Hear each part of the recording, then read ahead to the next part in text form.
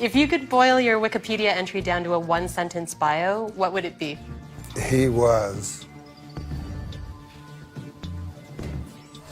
That has a subject and a predicate. Please send help. Please send help. I don't feel like I belong here. I belong here, no. Wish I could change myself. Change myself. It can get so stressed. You're dead. The hell I am, they'll see. I'd heard this kind of talk before. How I'm finished. Through. Obsolete, passé, yesterday's news. A has-been, a fossil. Well, I'll have you know, I'm just as relevant today as I was 25 years ago. No, my agent laughs through the phone like it's the greatest joke in the world. Check your Wikipedia page. You're dead, all right. Weekend Update with NORM MACDONALD.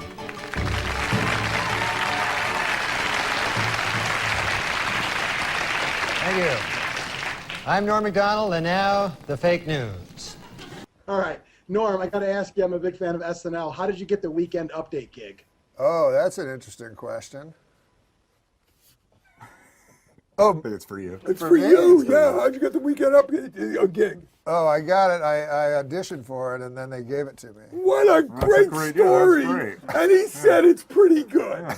What a guy. How good was that answer? Great answer. Love it. Wasn't it? It was good. Well, the great thing about Lauren is you could do anything you wanted. He would tell you wise things, like wisdom or whatever. He's like a little Buddha guy, right? Yeah. Did it ever make sense, or not to me? You'd always walk away going, "What the fuck?" To other people, it did. Like I remember one time he wanted me. Like this was actually with Weekend Update. They wanted me to do Weekend Update with a lady. Yeah, like two of us. Mm-hmm. And I was like, that sounds like shit. I don't want to fucking, that sounds like shit. I'm like, if there's a lady and a dude, like, what are we making fun of local news? What the fuck is that? He's like, no. He's like, you'll be, he had some crazy, he goes like, I think he liked me because I didn't understand what he was talking about all the time. And he goes like, you'll be Fred Astaire and she'll be Ginger. You'll give her the sex, a comedy, and she'll give you the sex. And I was like, the dancers? What? And I didn't know what he was fucking talking about. Yeah. So anyways, I go, I don't want to fucking do it with a lady. Let Franken do it. Yeah. So Franken was going to do it? Yeah, it was Frank and me and somebody else. So I didn't care that much about it. So because I could just do stand up. But anyways, what happened was funny. Like Steve Martin walked in because he was hosting. Yeah. And Lauren, to embarrass me, went, let's see what Steve thinks about it. And Steve Martin doesn't give a fuck about anything. So, but he goes, Norm wants to with the lady, and what he thinks. And he does this big long spiel, and Steve Martin's completely uninterested. Been dragged into something he wanted no part of. But luckily, he fucking just said out of the blue, he goes, oh, fuck. He goes, I did this award show with some broad, and they paired me up with her, and she fucked everything up. Like, I guess they stuck him or something. Yeah. So then Lauren goes, oh, there's some support from an unexpected place. And that's how you got the solo update? Yeah, Steve Martin, because he was such a hero to Lauren. You had a bad experience with an award show, and you get to run the solo on the update? Yeah, it was awesome. That's a fucking good moment. But I would have been in big trouble with a lady. But then later they did it with a lady and a dude. Because he kept saying, oh, remember, because I know Saturday Night Live, like all of us, right? Yeah. And he was like, remember Jane and Dan? And I was like, that was shit. Like, I remember Jane, you ignorant slut. Right. But I also remember all the rest of the fucking shit. Like, he had a hat on and pretended to be from like, they played characters. Yeah. And I was not interested in that because Dennis kind of changed it to Dennis Miller where you do jokes. Where you do jokes. And you're not doing a parody of a fucking...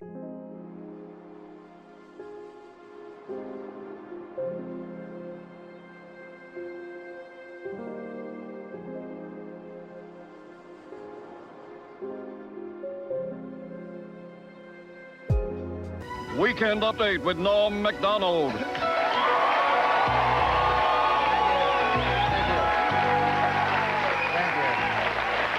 Thanks, I'm Norm MacDonald, and now the fake news. Well, it is finally official. Murder is legal in the state of California.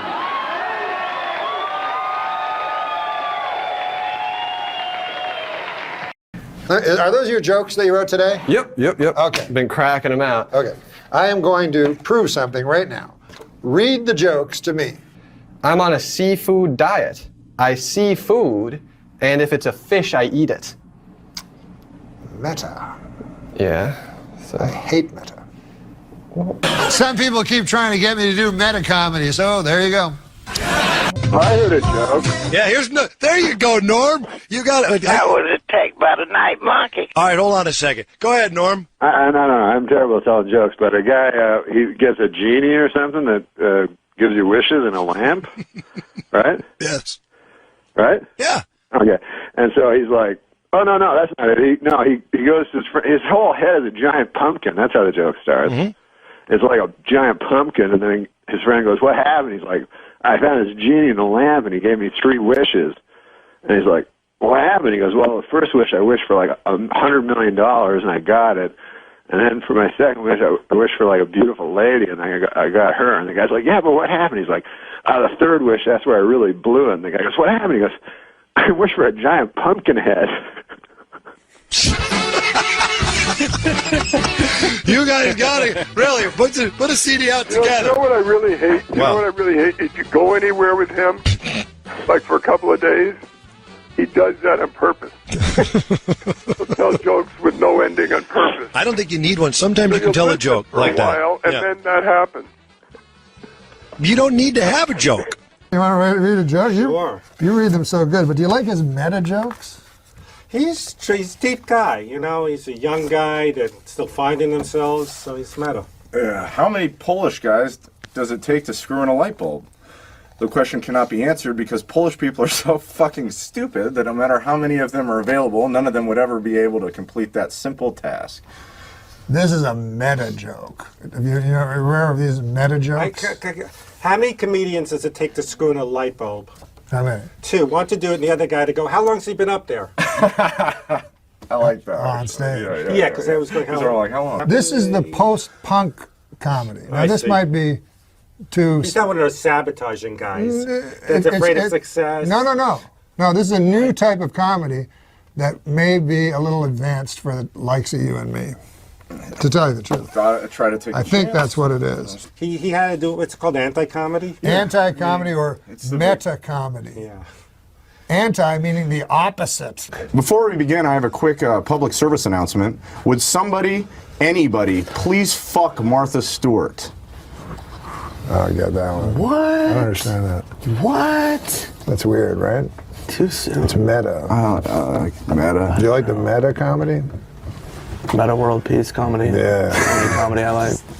Your mom is so fat she developed type 2 diabetes and congestive heart failure. Snap!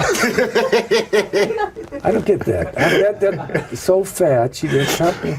Well, it's kind of an anti-joke. It's a literal, yeah. Oh, okay. You know these new meta jokes? Yeah, I don't know that. Well, she's so fat, you expect a joke, but then she's just so fat. I get it. If thinking that women are not funny, emotionally irrational, and less intelligent than men makes me sexist, then yes, I am sexist. Another meta joke. Is it? Sort of. Boy, was it hot outside today. I went out to buy a California Pizza Kitchen signature pepperoni frozen flatbread, and by the time I got home, it was perfectly cooked and entirely eaten. 100% true. Oh, you ate it. See, I love how they last. It's just weird, right? Just some of them are odd. I'm not going to lie to you. This is a joke. Well, some of them. But this is a joke. I think technically. Like an observational joke?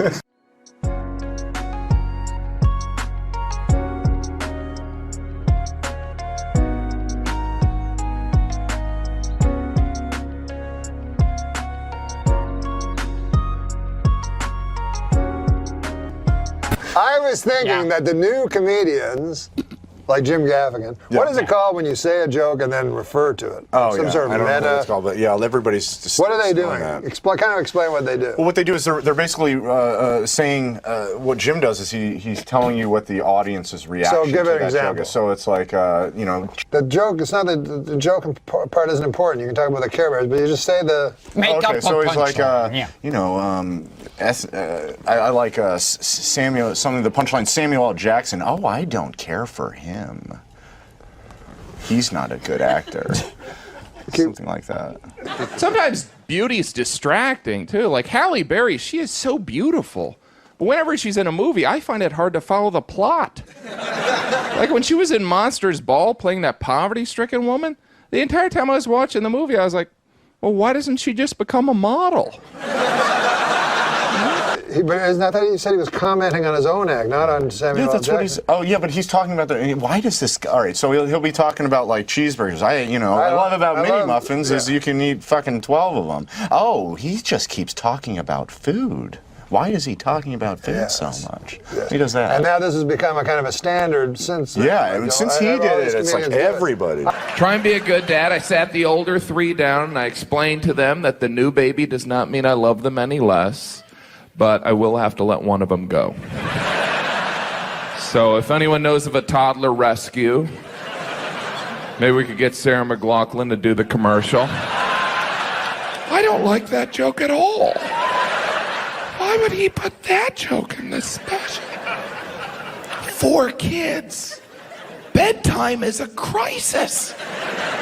That's why I'm here right now. I saw Gilbert do that 20 years ago, where he was his own father watching his act. Yeah. And he put on a pair of glasses. What kind of a joke was that? He didn't answer it. I don't understand that he does the fingers fighting with each other, and that's a joke. I've been doing that for years, way before they had a name for it. I had no idea. He would say a joke, and then he'd put on his glasses, he'd be his father, and not care for the joke. Right? That's brilliant. What do you have to say now? I mean, I'm not a good, Anything. Yeah, clearly.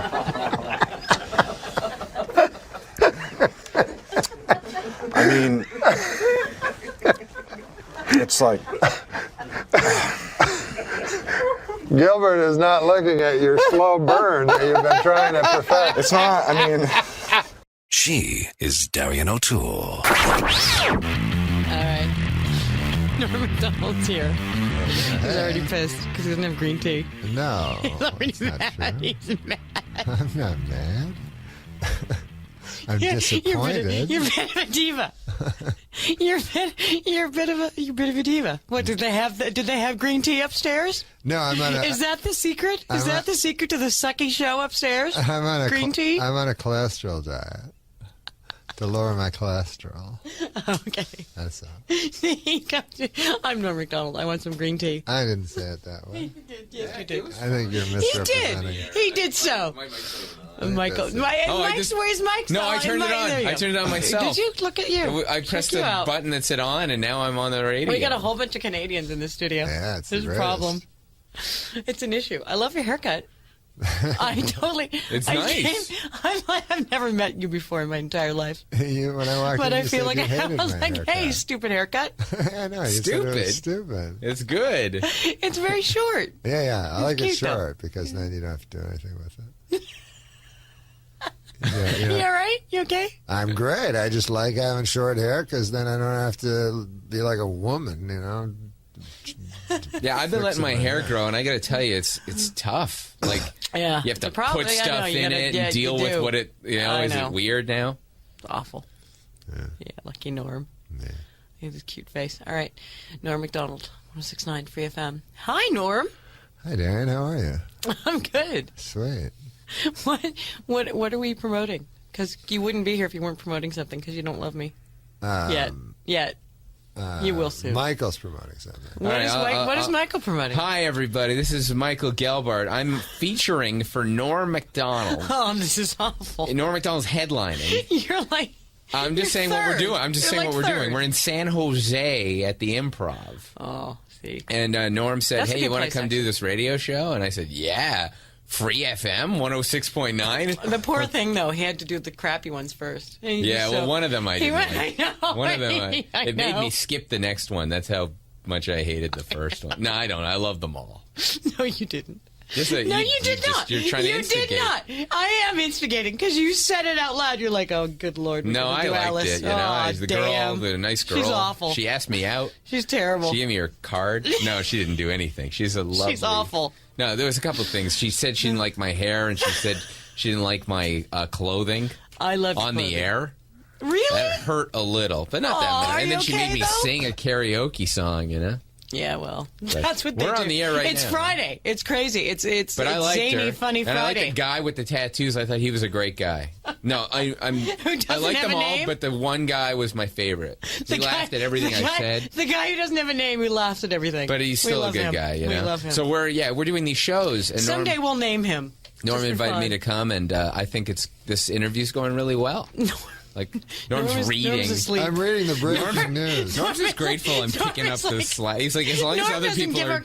No, he's like, as long as other people are talking, I can sit back. He so doesn't care. No, I'm reading the breaking news, and rocker. What's going on in the world, Norm? Well, rocker Henry Rollins has said that Baghdad is safer than my hometown. I guess his hometown is like the worst place in the world or something. Was he from Louisiana? Where is he from? Where is he from? You really are reading the breaking news. Oh, he's I'm from gonna let you, too. Santa Barbara. Oh, well. No, Santa Barbara is way safer than Baghdad. I would say. Yeah, I would say so. Santa Barbara, like, nothing bad ever happened. Did Michael Jackson live in Santa Barbara, though? Never. No. Because I thought he was from there. No, that's Santa Monica, isn't it? No, Michael Jackson? Neverland Ranch was in Santa... I don't know. I don't know. I'm making it up, even. But that Henry Rollins, I always thought he was good. Is Norm even here? Yeah, he mentioned Henry Rollins. Well, you guys are shutting me out. No, you want to join in? You're having your little love fest. Let me tell you something about Norm MacDonald. I've worked with the best, and he's my favorite. Why do and all of your TV shows suck? What happens? What goes wrong? With what? Because you're so funny. I adore you. With what? What goes wrong with what? Your TV shows. Well, here's the thing. You tried like the ABC thing. What the hell was that called? It was awful. I'm a stand-up comedian, right? You thought the Norm show was awful? It's terrible. I am a stand-up comedian. Yeah, you are. And I'm a very good stand-up comedian. So when you're we all know what we're good at. Yeah. I'm a great stand-up comedian. I'm a great stand-up comedian. So what happens is in Hollywood, if you're a great stand-up comedian, they go, how would you like to do a horrible movie? And how would you like to be terrible in a bad sitcom? No, I love the movie. That's the way it goes. The movie I thought was funny. I wrote the movie. It's weird. Did you write that? Yeah. I didn't know that. What's weird? The movie was very funny. Show business is the only place where if you're successful in show business, people think in the street it's okay to tell you your stuff sucks, but no one goes to some doctor and says like, "My God, you that guy died in surgery. You're like the worst doctor," or even like exactly. Even if you live. But when you do something out loud, people come in and say, "You know what, you suck." Yeah, you're or like every day. I like I get so every day. Fair. Like to Darian, go up to you some suck. teacher and go, "You're the worst teacher in the whole world." You're the worst accountant ever. You can't even count. Dan in Fremont, you want to talk to Darian O'Toole and Norm MacDonald, who's incredibly shy. He's so cute. Hi, Darian. Hi, Dan. Hi, how are you? Welcome to 106.9 Free FM. Love your show. Love to do you. I mean... oh, well. No, Norm, I saw Norm last night. He made me cry. He was so funny. Yeah, he is. The jokes about death, I mean, you could say something like that and make it hilarious. Nothing funnier than death. Nothing funnier than dying. The heart attack stuff, oh, man, it made me cry, Norm. Thank you very much. That's all I had to say. Keep up the good work. Love the show. Thanks, Pally. All right, thanks. Bye-bye. Bye-bye, Dan. You're so shy. To me, you're like, thank you very much. Yeah. To me, Darian, funny. death is funny because... Let me tell you a little story, Darian. Okay, do that. I by all means, did stand up. I did stand up for a long time. You're very good at it. And I used to be very good at it. Now I'm great at it. But I happened upon Sam Kinison, who's a comic genius. Love him, yeah. And so I was doing amazing. I was doing bits about dogs and cats and so forth. And he told me you can talk about anything you want on stage. He said, "What are you most interested in? Just talk about what you're most interested in." And I'm not really interested in dogs or cats or socks or laundry or anything like that. No. What I'm obsessed with is death. Really? Yeah. Obsessed? Absolutely. Are you really? Yeah. Huh. Because... Why be? Why? Why? because it's a natural thing to be obsessed with.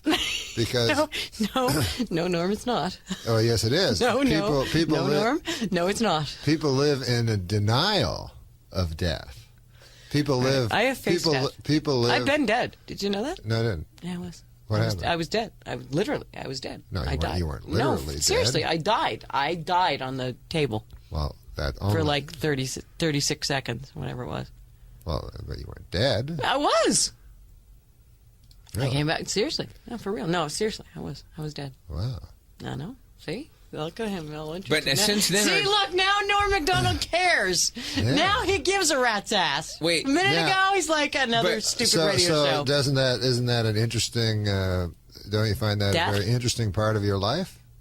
Oh, yeah, absolutely. More than defining. Cats and dogs and stuff like that? Definitely more than cats and dogs. It's defining. It is. It's defining. But you know what? I didn't have, like, there was no, I was expecting, like, something, like the fires of hell or some angels, people, something. That happens. I got nothing. No, I that had happens, nothing. You didn't die long enough. That happens in 45 seconds. See? You were 9 seconds from the great stuff. I always come this close. Yeah. I never just get it. Everyone knows it happens at 45. That's great. That's interesting. Norm's impressed now that I've been dead. No, I love that. But did it change Norm you? is finally interested to be here. No. Because he's like, well, because you've chick's been dead. You've just admitted that was a defining moment in your life.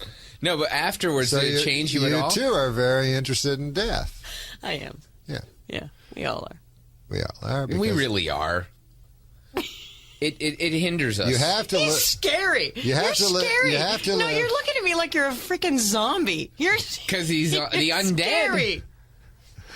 I would go for that undead if a vampire. Really?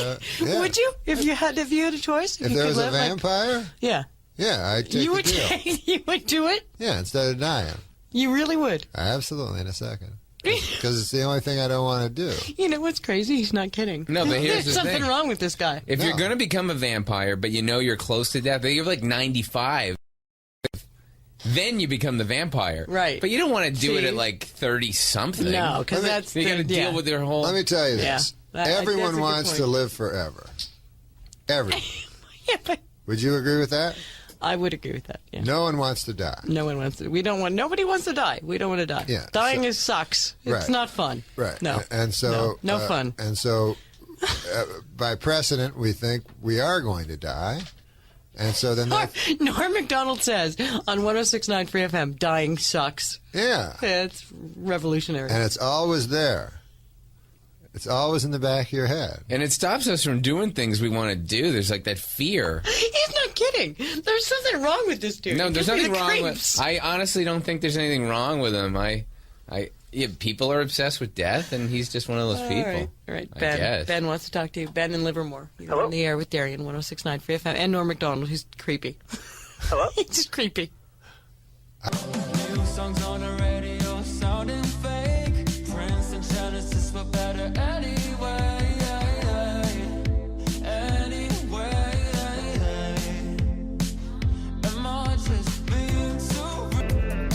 I would think it would be creepy. A guy who wanted to die. You're creepy. A guy who wanted to die would be creepy. Hi, Ben. Hey, what's going on? Not much. How are you, pal? I'm doing well. See, now he's friendly. Look at him. Because you're talking about death and everything like that. Yeah.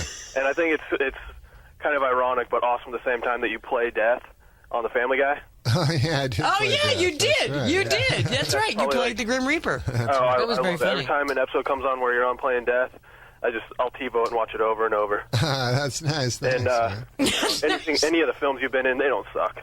That's right. You're nice. Oh, that's not good. Ben, that's not nice.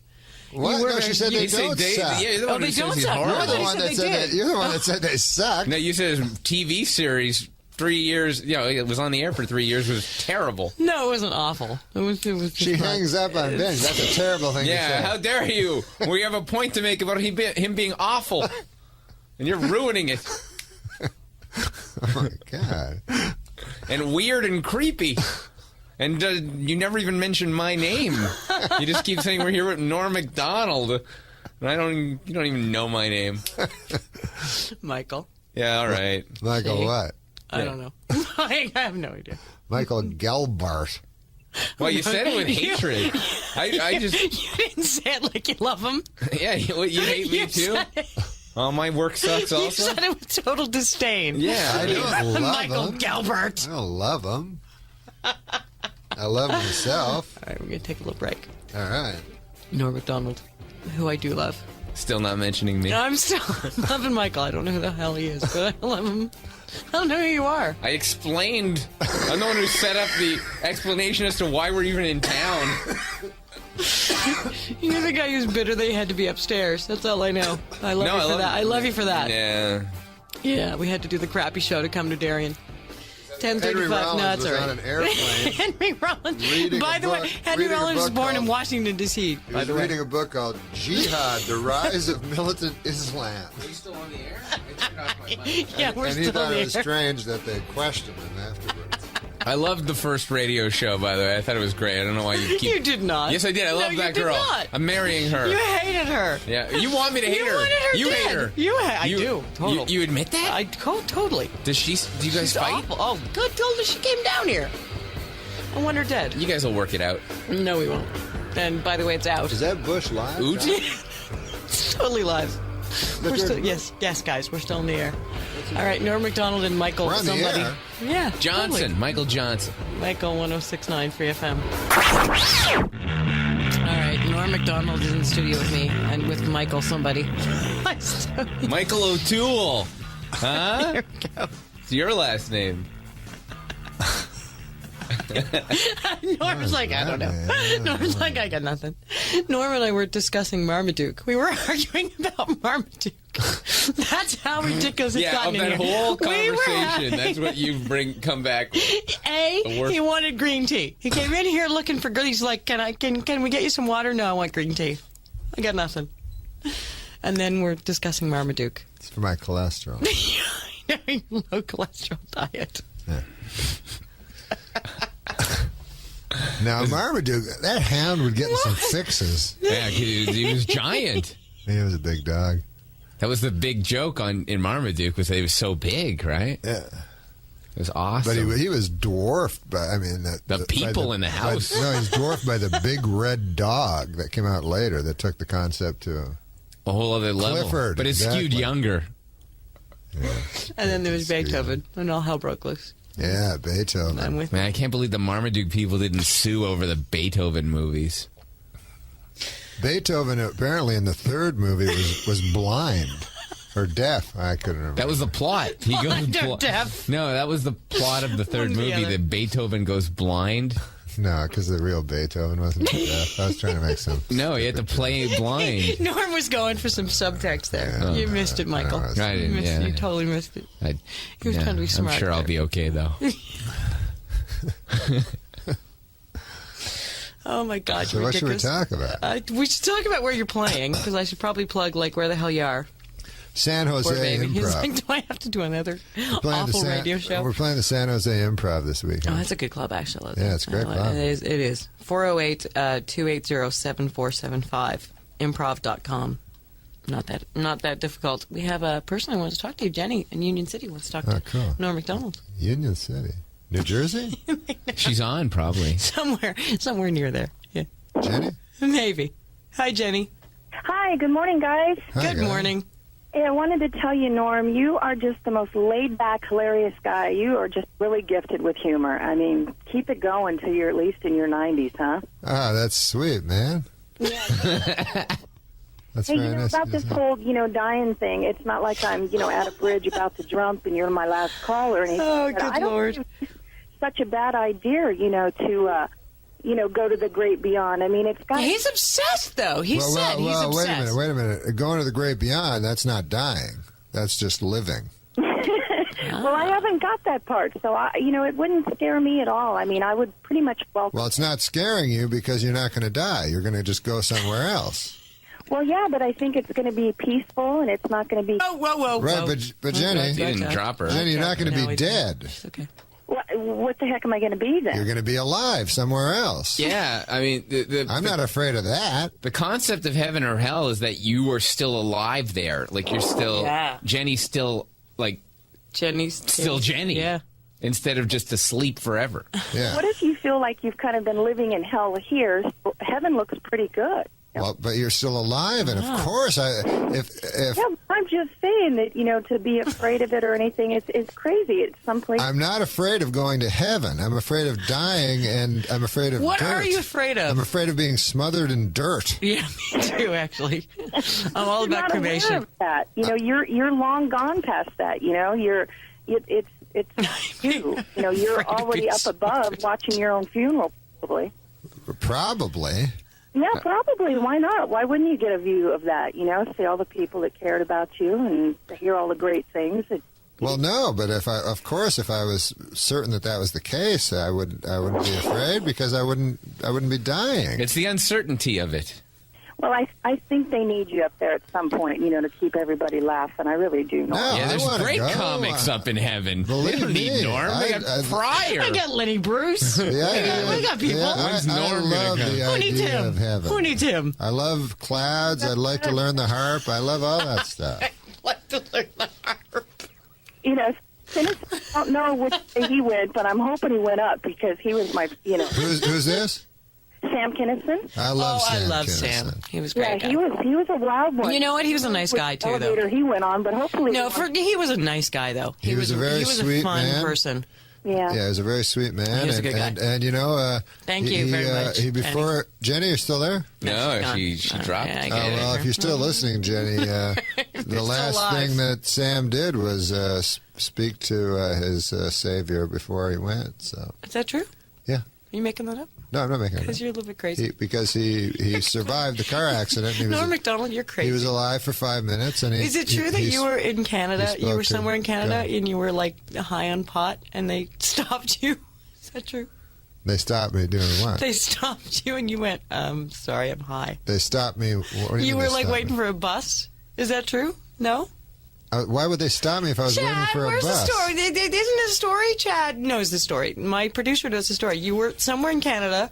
You were like Michael yawning. You were high on pot, and they stopped you. But I don't know what you mean. Is They that not stopped true? me. They stopped you. Like the police stopped and said, "Hey, you, are you high on pot?" No. Are they allowed to start with that? Yeah. Like, aren't they supposed to say something else? They might have said like, evening, hello. sir. Seems like What the are you worst doing? Investigator ever. Yeah, the worst Columbo ever. Can't get. What's the matter? Chad's angry. Yeah, because you're definitely misquoted. Yeah, you're misquoted. is it true that you were ever on a bus? What kind of question is that? And then the cop, I said that I heard a story that He was high on a bus. that Norm was going to do a show, and he got on one of those In big Ontario, right? in Ontario, and he got on one of those big charter buses, and I heard you got on the wrong bus by accident, looking at you. and it took you way out into Western Ontario, almost to the prairies, and that's when you got off and realized that you were in the wrong spot, and you were just This sitting there. story is so different than what we just I know. heard. I know. She is not a listener. She does not retention. listen. So the story that I heard was you got on the wrong bus. Right. You ended up going like far away from the comedy club. to You stepped Grand off, Prairie, I and then remember you that. just. You remember? Yeah. Oh yeah. All right. Okay. Oh, well, that doesn't sound like the pod story. Not at all. A Not at all. policeman never came to me and said, "Are you high on pot at a bus stop?" No. Because that makes it so much more fun. See, you got to be really careful with what you say, because it. But I will say, one time I went to One time. I went to join the army, because when you're a young kid and you're a bum and you don't know what to do, then your last resort, you're always like, well, I can always join the army, So me and my buddy were I'm always one step away from the army. And I said, all right, well, let's go join the army. So we went in, and the recruiting guy was asking us questions. So he was like, blah, blah, blah. And then he goes, have you ever done drugs, And so I go, I thought you were supposed to tell the truth, So I go, yeah, I've done drugs, I smoke pot and stuff, I don't do serious drugs, but yeah, I smoke pot. And then he goes, okay. He goes, I didn't really hear that. He goes, let me just ask you one more time, did you ever smoke pot? So then I thought he wanted me to be more honest. I went, oh, yeah. I smoke pot. Yeah, a lot. And then he's like, listen, why don't you come back next week? Like, he couldn't come right out and say, like, don't say that. But I guess you can't get in the army if you've ever smoked pot, or if you ever Really? if you admit to it. I guess. Is that the truth? I did not know that. Yeah. I did not know that about the Army. See how I learned things? Ryan in Berkeley. You're on the air with Darian on 106.9 Free FM. Hey, what's going on? Hey, welcome. You And got here's Norm Norm. MacDonald over there? He's right here. How are you? Norm, hey, how you doing? I'm a big fan of yours. Watching you for a really long time. I love Dirty Work, one of my favorite movies. Ah, thanks. I like that movie. That's a good movie. That's a It's the funny best, movie. man. It's the best. Hey, I got a question for you. I was watching like this special, I think it was with Jim Brewer, and he was telling me he was saying that when you worked with Saturday Night Live that you were kind of like a rebel and you didn't really care about anything. Yeah, that's true. That's interesting. I didn't really. What happened? Because who was it that didn't like it? Thank you very much for calling, Ryan. Who was it that didn't like you? Because you were so funny. And Kevin's coming in. Kevin Nealon's coming in. And I love Kevin, Yeah, but he's a good guy. But I'll tell you what, though, when you did the whatever it's called, the news, whatever you called it. Yeah, fake news. Yeah, whatever. You couldn't memorize the word fake? The whatever you called it news? Thank you, Michael, for pointing that out, you idiot. Hate you, Canadian bastard. But I did. I loved it when you were on, but the guy didn't like you, right? What's his the guy name? didn't like me. The Don Olmeyer. He was like, get rid of you. You guys both, you and Darian, both got with OJ. Yeah. No, you went after OJ, and you were always going after OJ. Yeah, and OJ that was sued one me. of the things. OJ tried to sued sue you? her. He sued me. Cool. I know, isn't that awesome? Wow, good thing he didn't kill you. I know, but it's right? great Thank that God I'm not a blonde. if he sues you, he has to prove that what you said was untrue. I know, which good luck. Yeah. Good luck, But Omar guilty. was buddies with OJ. Unless Nicole was using that sock as a tampon, he's guilty. He's it's stuff like that brought the suit. Stuff like that brought I would the lawsuit. sue for that comment. But that's the big thing. He Just was as a a big. listener.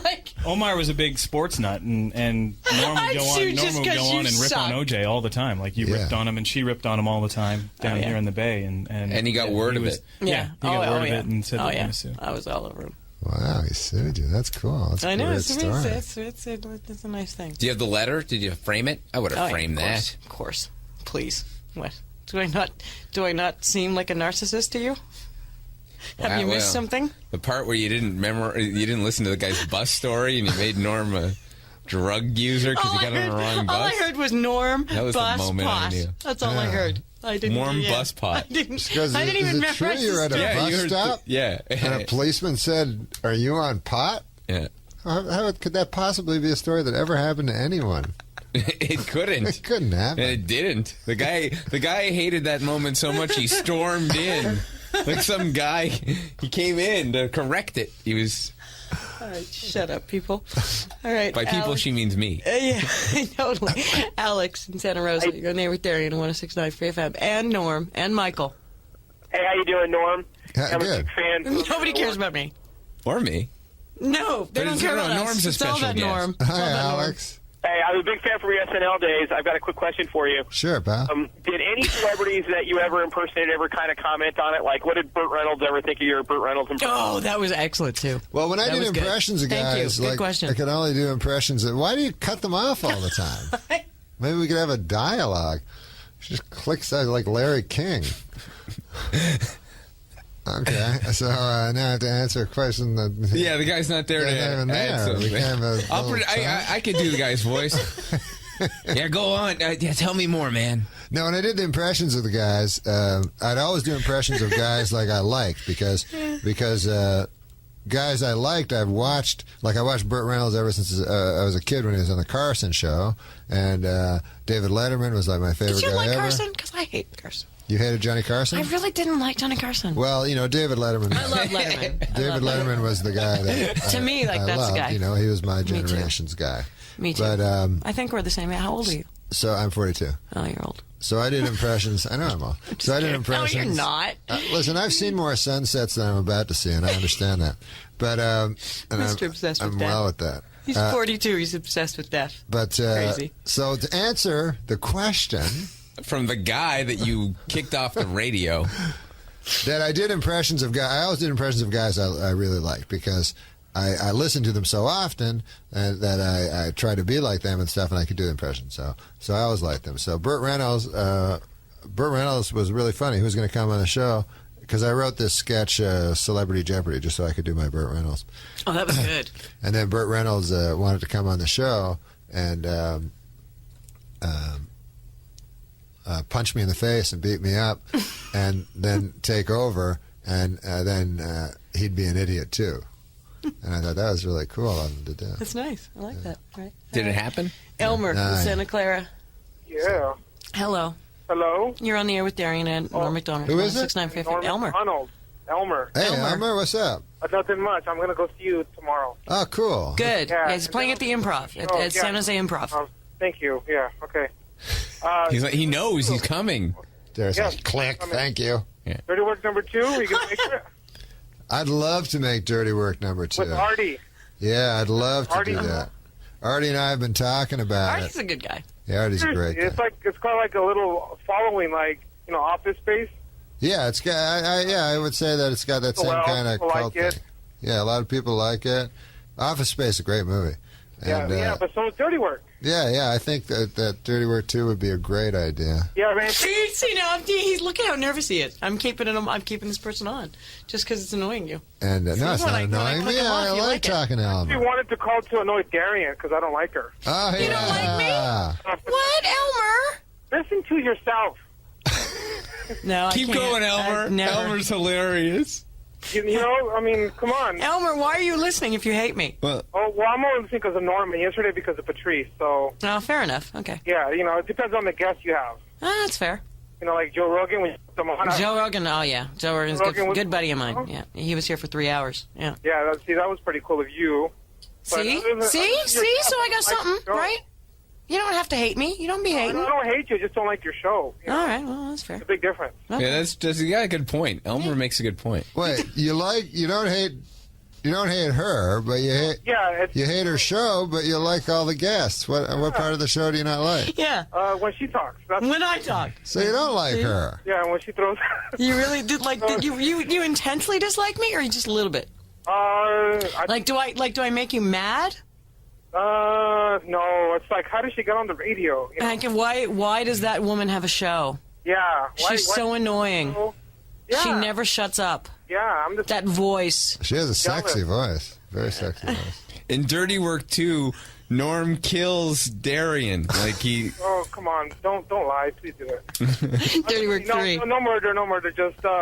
No murder. He's a good guy, Elmer. He doesn't like want what me you dead. do, but he doesn't mind you as a human being. I kind of like him. Yeah. Elmer, I'm warming up to you, Elmer. Really? Should. I know you don't like me, but I'm kind of loving you. One, I haven't liked you, but I listen. I don't like you, but I'll listen for the funny guests. And he doesn't. He won't. He doesn't want to see you murdered. Yeah, and he also doesn't dislike you. He just wants me harmed, not You're not killed. listening closely, Not Elmer. He killed. doesn't dislike you. He dislikes what you do for a living and how you do it. Yeah. But you seem fine to him. You all right with that, Elmer? Right on. Yeah, that's cool. Yeah, okay. What's that music? Do you hear music in your head? Yeah, it's good. It means we're going to break. Oh, is that what it means? Yeah. I mean, shut up, Darren. You listen to 106.9 Free FM. Not point. 106.9 Free There FM, you the go. Darian Excellent. O'Toole Oh, Show. Nice. That's beautiful. Today's guest, Norm MacDonald. All right. I'm going to keep you. I'm keeping you. I was going to let you go, but I'm not. I'm keeping you. You're staying. That was the moment? That was the defining moment right there. I'm having Damn fun. it. You're not leaving.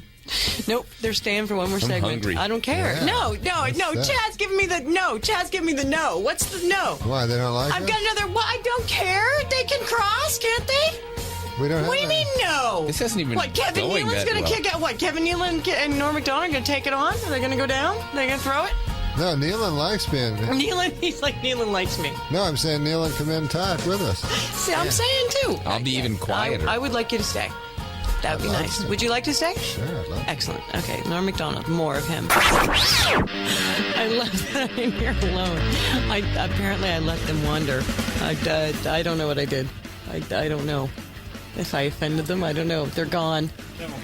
For a minute ago, I had Norm MacDonald and Kevin Nealon right in my sights. Now they're both... Oh, there's Kevin. Hello.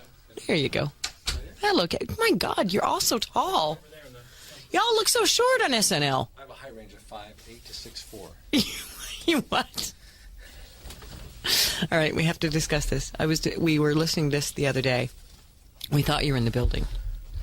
We thought you were upstairs. You were. Oh God, I'm so sorry, Kevin. I might I have been. apologize. Yeah, you're on the air. I apologize for everybody on the radio that sucks. And you were on the air with somebody who had no idea. Like, she had no idea. She didn't even know you were on Saturday Night Live. She knew nothing. Really? Yeah. And Somebody here? Somebody here, upstairs, yeah. And they chose it as a best of. It was so bad. And they actually picked it and said, you know what? We're going to play it back again just to show how stupid I am.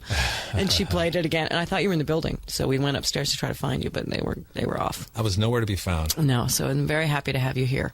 I'm happy to be here. I've heard so much about this 106.9 Are you okay? Free FM. Because you looked a little terrified in the hallway. No, not at all. I feel very comfortable. You got a little here. bit attacked by Norm MacDonald. Hey, Norm, hey. Crack wars. I don't know where Is he coming back? I think he's coming back. I don't know. He went to pee. He's never come back. No. It's been like 2 hours. I don't know. Well, I don't know if he's coming back. He was drinking a lot of water this morning last time I saw him. I think there might be something going on with Norm. I think he might be busy. Did you just talk with Norm? Yeah. And how was that? It was great. He was funny. Yeah, he's a very funny young He man. is a funny man. Yep. As are you. No, I don't know. I'm not a funny man. No, you're not. No, I'm not a funny man.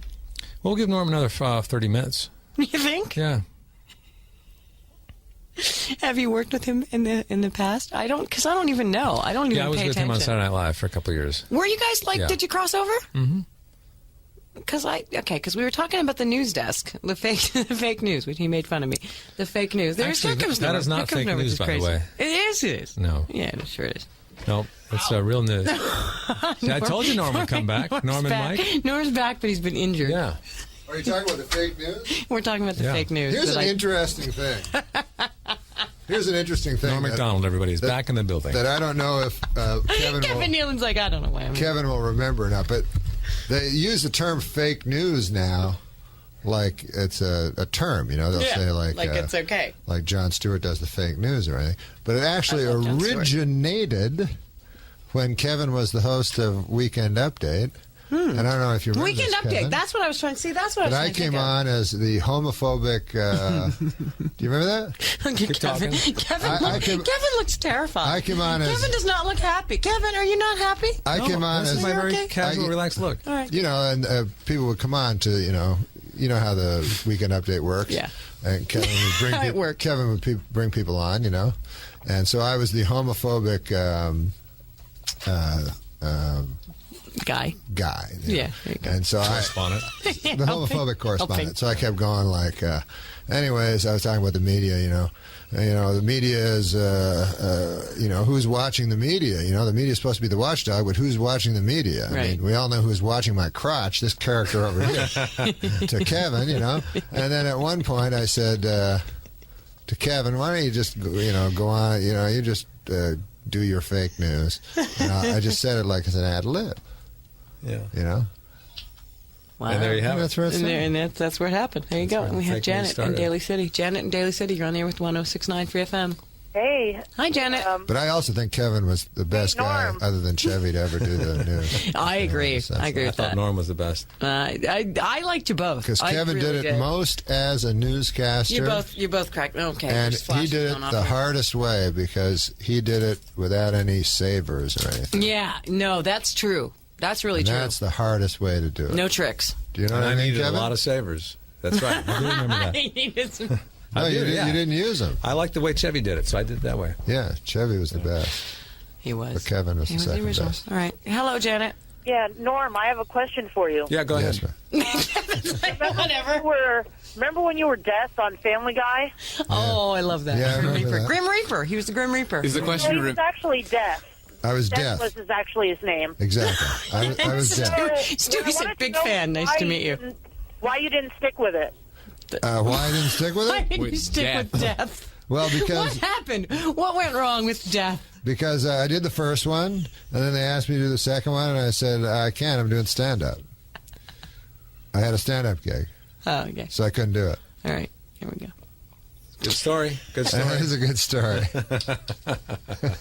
So when you do something like that, an animated Kevin show, Nealon, by the way, is do they playing at put you in Cobb's. a little recording? Yeah, I'm over at Cobb's. That's We should right. say that. This We weekend. should mention Yeah. that. You're playing at Cobb's. Yeah. You're at the... Norm's over at San Jose Improv. We wanna, I'm not trying to, draw lines. You got I'm to saying. catch Kevin's stand-up because it's You do. fantastic. Hey, what if one night we just switched? You showed up at Cobb's and I showed up at San Jose Improv. Who would be more pissed? Who would be? Which audience would be more Which pissed? audience?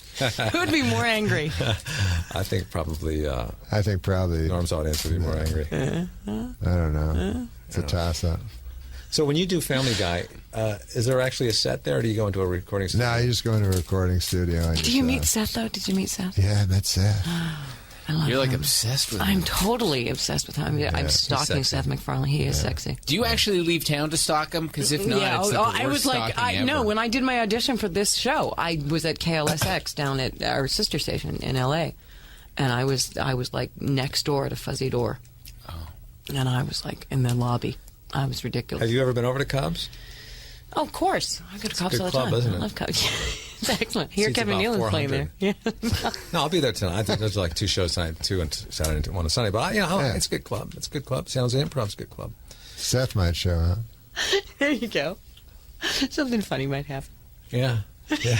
Kevin Nealon's so pissed. He's why like, do you why keep am I saying here? that? I'm not pissed. You seem angry. That's you what she have said an about angry me for demeanor. the first. I have a very gentle, kind You do demeanor. not. No, The you least don't. No, angry you don't. guy I've You ever have seen. you have an No, I'm angry telling her. demeanor. You have like a and I understand you've been on sucky radio shows, and I get that. I but would wait. I saved the best for last, and I'm very happy to be here. I'm so happy this is my last one. On some level, you think people don't like you That's before what you it even is. meet them. Yes, there's a There's something wrong with self-esteem me. problem. Yes. Because I never saw anger from him. Never. Because I assume people just like me. You think everyone hates your guts. well, yeah, I go right to that. Yeah, you got to relax a little bit. We all love you, and we're not angry. You love me, Kevin? Yeah. You do. Why are you so angry? What's your issue, Darian? Hey, Norm, a lot of people ask you, like, who's the worst host That's what they're on the show? interviewing each other. isn't that If the I worst just sit here and question? laugh, they'll interview each What are you other. gonna say? I don't care. Man, I say nothing. I say, the books say certain things like that. Tom Shell's book. Have you read that? Yeah. Oh, yeah, that's a good book. Yeah. I'm shocked that people come out in that Tom Shales book and save people. Yeah. What happens with that? Like Will I thought mentioned Tom the Hanks guy. was great. Yeah. Like Will mentioned Who was the guy the worst? that was the worst host. Who was the worst for you guys? I would never Who was say. the worst? even Oh, if- come on, yes, you would. No, of course Come I on, you would. to Why me. would I say that? The Because you thing love about me. that show You is just said you love me. Every host that comes on there is terrified, so they're on their best behavior, and they want to be liked. Yeah, And that's so if true. somebody It's got to be terrifying. Oh, my God. It is. Because you guys are used to it, right? I read a Jay. Actually, I didn't, because I've known Jay Moore, Jay who? For a long time. Okay.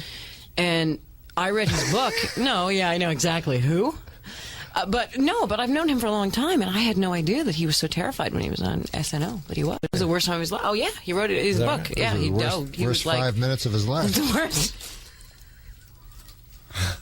the worst 30 seconds he ever went through. Really? You got a book out of it. I know. I know. You can't really, And actually, it was riveting. It was, but he ripped all of you. Well, it is terrifying to be on that show. Oh, he ripped us? You Oh, don't let me say this You about don't even remember him, do you? You have no idea. I know Jay. Jay Moore, and this is in his book, but this was funny. He's like, aha! You have read the book. No, yeah, I read the book, Okay. but I'm saying I'm not saying anything out of school because he wrote it in his book. But Jay Moore, didn't say anything about it, Jay but Moore did a sketch called "Good Morning Brooklyn" or something. He's like a funny guy. Whatever, I'm telling a story. He is. So he wrote he did a Fine, sketch. Jay. He wrote a sketch called "Good Morning Brooklyn" with Marissa Tomei or something like that. Mm-hmm. So anyway, Somebody like that. Something like so that. anyways, a comic phoned in and said, I do that in my act. Jay Moore stole that from my act. So the producer Kenny Among, he goes, well, listen, guys can get different ideas. You can't prove it. And the guy goes, well, actually, I can prove it. And he sent a tape.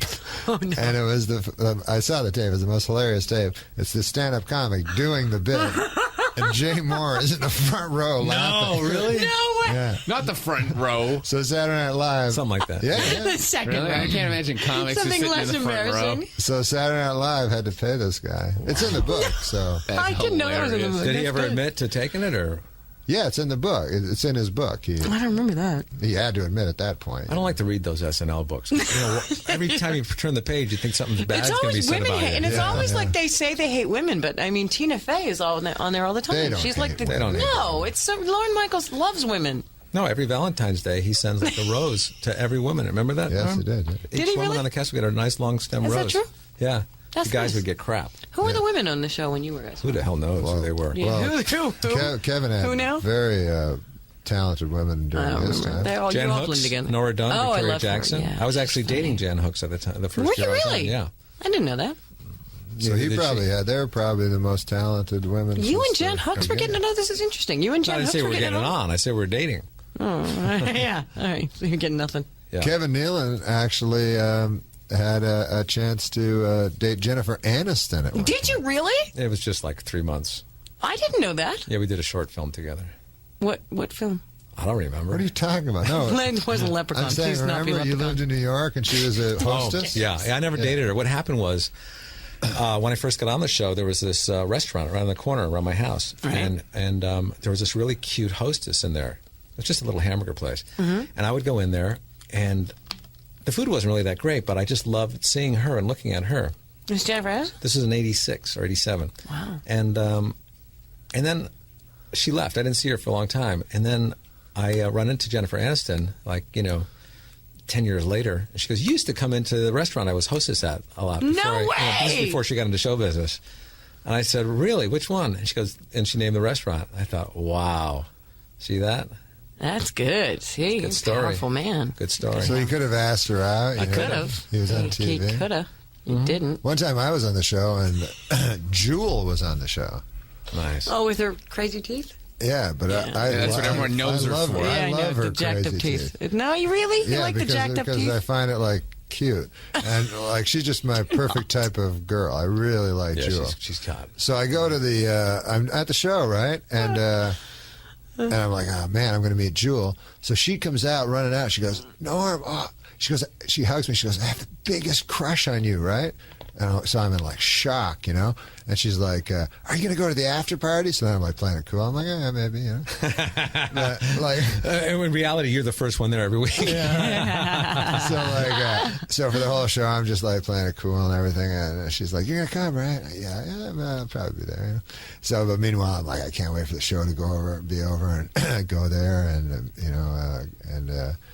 marry Jewel and everything like that. You know, I was all super happy. So then I go to the after party, Super right? happy. I go to the after party, and I show up late, you know, because Nice. Because it's the after party. And here's Jewel sitting all alone in this booth, you know. So I come, I sit down, talking to her in the booth. All of a sudden, a French dude shows up, right? And she's like, "Oh, this is Pierre, whatever the hell." They start necking. Pierre, whatever the hell. Wow. They start Pierre, necking whatever in the front hell. of me. So this whole time she was setting you up. She You come to was the after just- party? she's Good. playing you. She Playing had a you, dog. boyfriend. She was kissing. Playing you. So I was like, oh man. Michael's No, I don't think she was playing me. I think she really did like me. And so But then she was. so this would have been the smart play, right? Right. To be cool and nice and everything, because when she broke up with a French guy, then I'd have a chance. But instead, I'm making all these anti-French comments and being a dick, and then she doesn't like me, and then her, she busted up with a French guy and married a cowboy. Married a cowboy. Now, she did too, right? Who did you have the biggest crush on that hosted? Cowboys? The biggest crush on that hosted? Yeah. Besides John All right. Goodman. Wait, we have a guest for you. We have she people who cuts want off the to. Will you joke. discuss, please? Allison, you're on 106.9 for your family. Joke. Darian O'Toole, Norm MacDonald, and Kevin Nealon, who, by the way, is playing at Cobb's tonight. You should go see him. Hello, there's the boys. I just wanted to, well, first off, I want to say, Norm, I think you're the funniest in the world. Yes, I agree. Insanely funny, and me and all my friends completely worship you. That's nice. Are you playing in San Francisco? Kevin who? They have French Kevin boyfriends. who now? We're playing in San Jose. He's at the San Jose Improv. She doesn't like you enough to drive the hour, but they love you. Yeah. Biggest fan.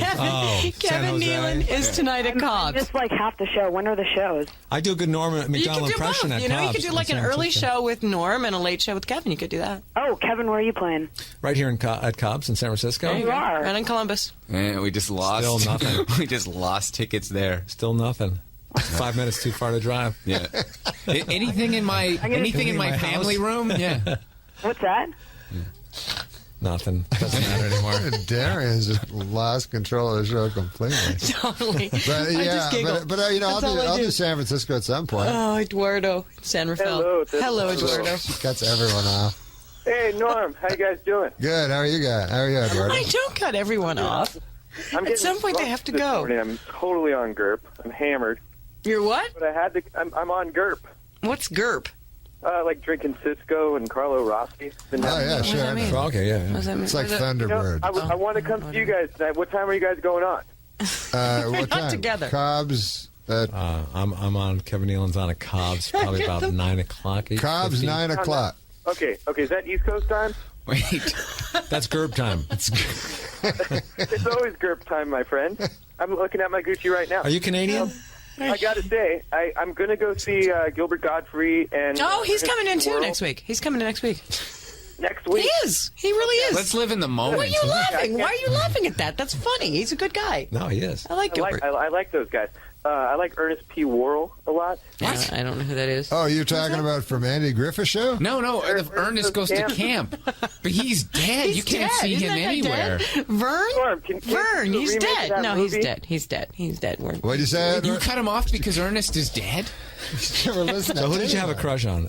What guest host? Jim Varney. What guest host did you have a Wait, crush on? Daniel. Dolly Wait, hello. It's my show. I never said Daniel. Dolly Parton, but I love Dolly I've Parton. lost complete control of this program. Daniel in Vallejo. You're on the Dairy And No it Tool seems like Show. she's available. It seems like you could. She did seem that way. That's what I've heard about. 1069 Free FM. Yeah. Good luck. Who you talking to? I'm talking to Daniel. I don't know what the hell you're Daniel. Norm, how's it going? Good, man. Are you coming back to the Bay Area anytime soon? Because I live up in the Anyone North Bay, want to talk to and Kevin? I can't go see you in San Jose. And that'd be a cool birthday present because my birthday is tomorrow, but I can't go. How about a clock radio instead? Darren, can we go to clock And you radio? guys really were the funniest guys on Saturday Night Live. Have you ever seen Kevin stand up? I've seen He's him very stand funny. up, but He's I've very not funny. seen him do his stand-up.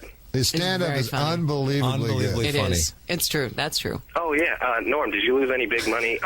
Well, also, that's what I wanted to know. Nobody listens on your... We're really trying. I quit sports gambling. Oh, don't lie, Norm. You don't have to lie on the radio. No, I did. I lost a tremendous amount of money on it, and I finally gave it up.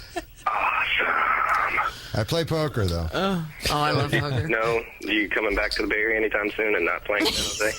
Not playing San Jose. Yeah, I'm Like doing. that's Yeah, not the Bay Area. I'm coming to San Francisco in a few I'm months. cutting him off, by the way. See? All right. See how I roll? That's how I roll. That's how I roll. What kind of poker do you play, Norm? No limit. No limit? All right. You place more the with- money at the you know Commerce what? 4 times As in a long row. as they want to stay, I'm letting them because they're funny 18,000 boys. last Kevin night. Nealon and Norm MacDonald, 1069 FM. Darian O'Toole. Middays 10 to 2 on 1069 Free FM. Here we see the president and the first bitch.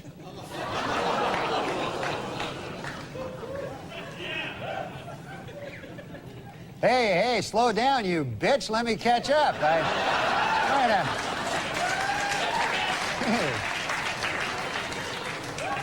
Here we see President Clinton looking for something, anything, to hug besides his wife.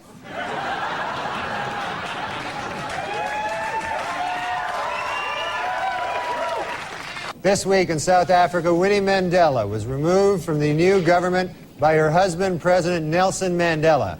A curious Bill Clinton later called Mr. Mandela to find out how exactly you go about doing something like that.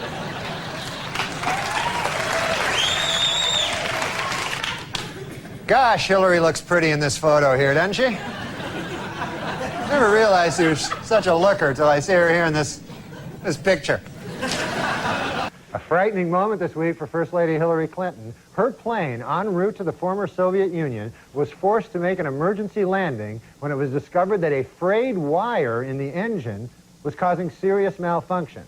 The president was said to be furious and demanded an immediate investigation of what went wrong with Operation Frayed Wire.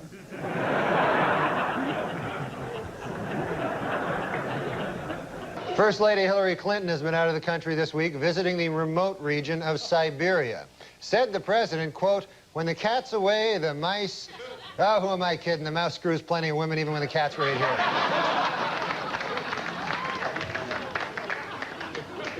At the White House this week, President Clinton officially came out against same-sex marriages. What's more, the president said he is not too crazy about opposite-sex marriages either.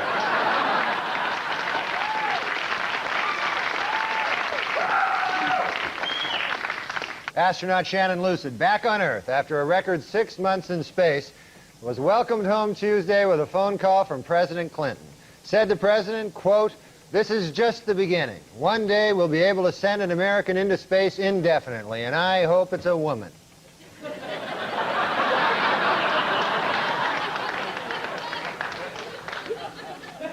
Speaking in Australia this week about the problems of being America's first lady, Hillary Clinton joked, quote, "Perhaps I'll walk around with a bag over my head when I come out into public and have no opinions and never express them publicly or privately." To which the president replied, "Yes, yes, oh God, yes!"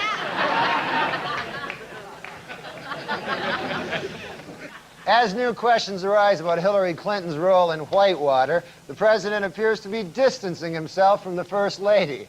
Earlier today in his weekly radio address, the president insisted, "Hey, I sleep with hundreds of girls. I can't vouch for all of them, you know?"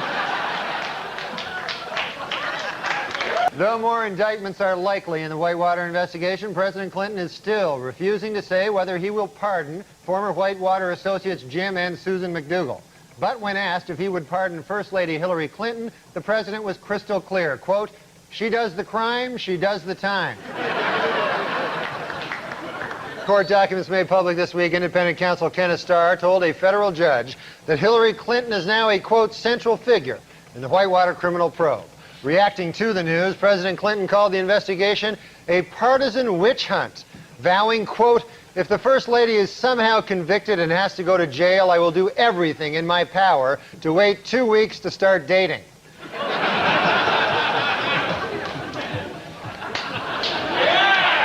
With growing indications that First Lady Hillary Clinton may be indicted for her role in Whitewater, President Clinton is reportedly starting to prepare for that possibility. Plans so far include renting a hall, hiring a band, and making a giant bathtub with margaritas. In a unanimous verdict this week, a Santa Monica jury found O.J. Simpson liable for the wrongful deaths of Nicole Brown Simpson and Ronald Goldman, awarding the plaintiffs damages of $8.5 million. Reacting to the verdict, Simpson insisted that he has nowhere near that amount of money and that his only remaining asset is 30 pairs of Brune Mali shoes. The announcement of the verdict came toward the end of President Clinton's annual State of the Union address, and to many observers, completely overshadowed the event. Even the president was distracted during his speech, waiting to hear exactly how much it costs to kill your wife.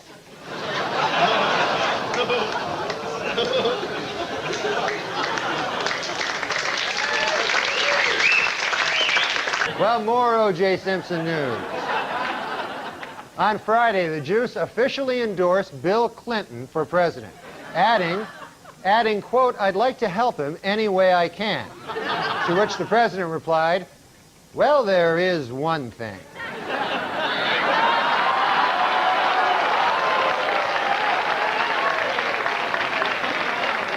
An American President, Rob Reiner's new film starring Michael Douglas and Annette Bening opened in theaters last week. Here with his review is Update movie critic and 42nd President of these United States, Bill Clinton.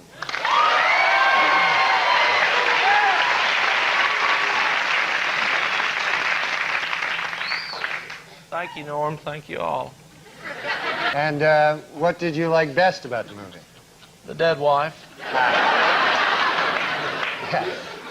Independence Day, the science fiction fantasy starring Jeff Goldblum, Bill Pullman, and Will Smith, was not only last summer's biggest box office hit, it was a national phenomenon.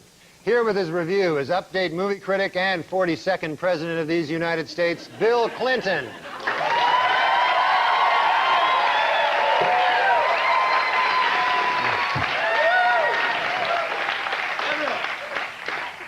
Thank you.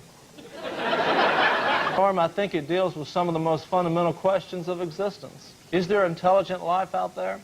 Is it friendly? If not, what if it came to Earth and killed the president's wife? I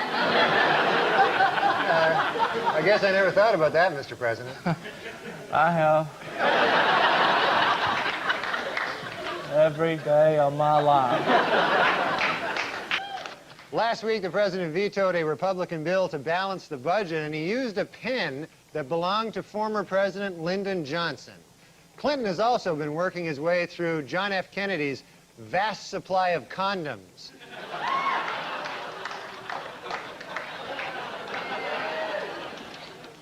Well, more bad news for Bill Clinton. This week, an appellate court ruled that Paula Jones can proceed with her sexual harassment suit against the president.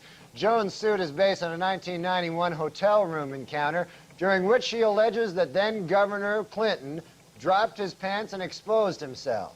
She is seeking $700,000 in damages, $100,000 for trauma after seeing the governor's penis, and $300,000 for each thigh.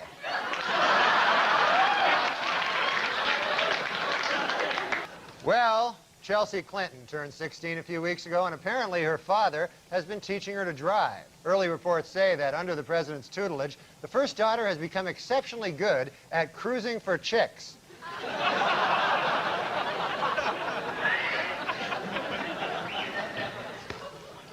A Connecticut hotel where Bill Clinton spent the night has donated to a charity auction a bagel the president ordered from room service but never ate. Though potential bidders should be advised, while the president never actually ate the bagel, he did have, quote, relations with it.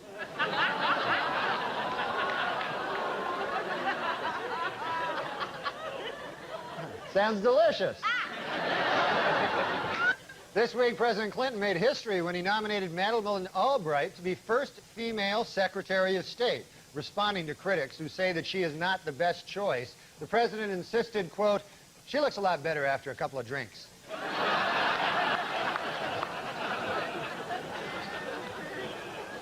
This week, in arguments before the Supreme Court, lawyers for President Clinton asked that the sexual harassment suit brought by Paula Jones be delayed until he leaves office. According to Clinton's attorney, quote, if the president were hauled into court every time some nut accused him of sexual harassment, he'd have no time to scare up tail.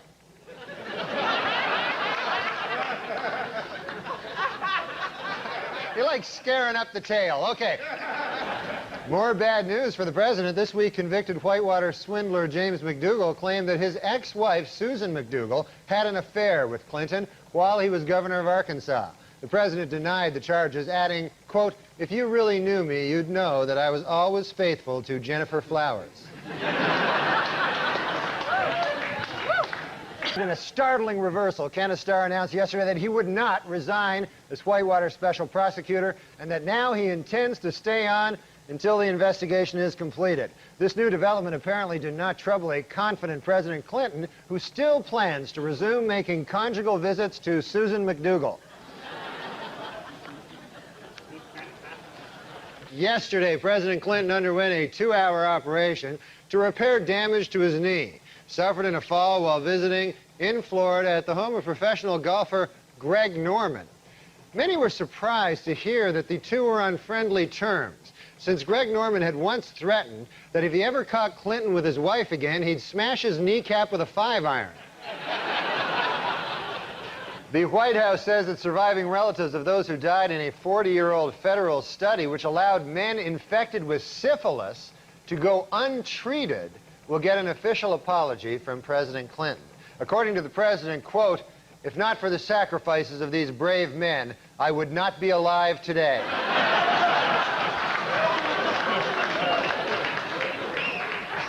Court-martial proceedings are set to begin Tuesday against Air Force Lieutenant Kelly Flynn, the nation's first female B-52 pilot. Flynn is accused of conducting an adulterous affair with a married man, as well as having a brief fling with a second airman, and then lying about it.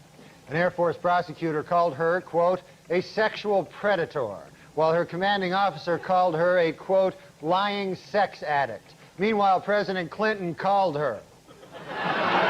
Well, the White House is an empty nest this week following Chelsea Clinton's departure to begin studies at Stanford University.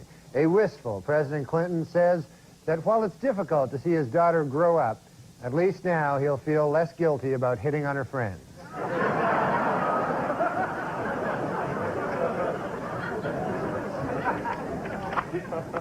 According to Reno, there is no evidence he misused his office to raise money, improperly allowed contributors to stay overnight at the White House, or sought contributions in exchange for political favors. You know, it's hard for me to believe this, but for Janet Reno to send this letter, I guess it must be true. The president's sleeping with her, too. It's beyond comprehension, but On Tom Snyder this week, actor Tony Danza said he thought the recent open display of affection by lesbian couple Ellen DeGeneres and Anne Hesh in front of President Clinton was extremely disrespectful. On hearing the comment, President Clinton responded, "Someone should tell Tony Danza to shut the hell up."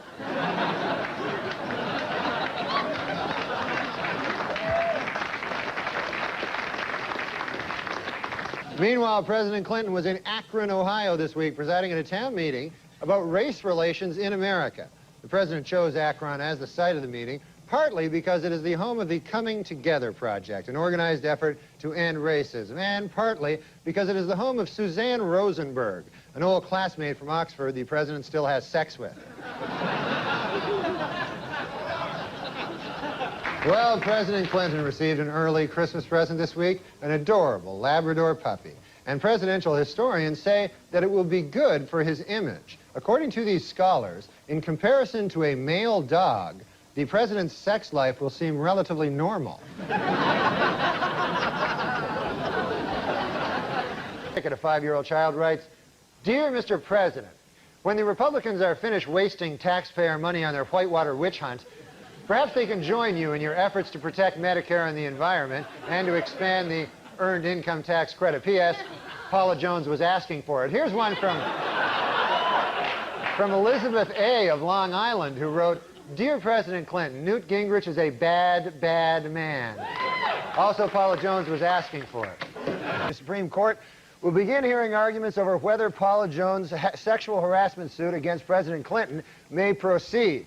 Jones, who claims that while governor of Arkansas, Clinton exposed himself to her in a hotel room, says that she can accurately and precisely describe the president's genitalia. But White House spokesman scoffed, quote, "Any woman who's worked in the state of Arkansas for the last 20 years could do that." Does President Clinton have a bent penis? Well, according to a doctor who examined him last week, the president's genitals are, quote, completely 100% normal. It should be noted, however, that the doctor who examined him also has a bent penis. That may color his findings a little. Well, as his last stop on the trip, the president met in Buenos Aires Thursday with Argentinian President Carlos Menem. During the meeting, Clinton asked Menem to continue with economic reform and protect democratic freedoms. Menem, in turn, asked Clinton to show him his bent penis.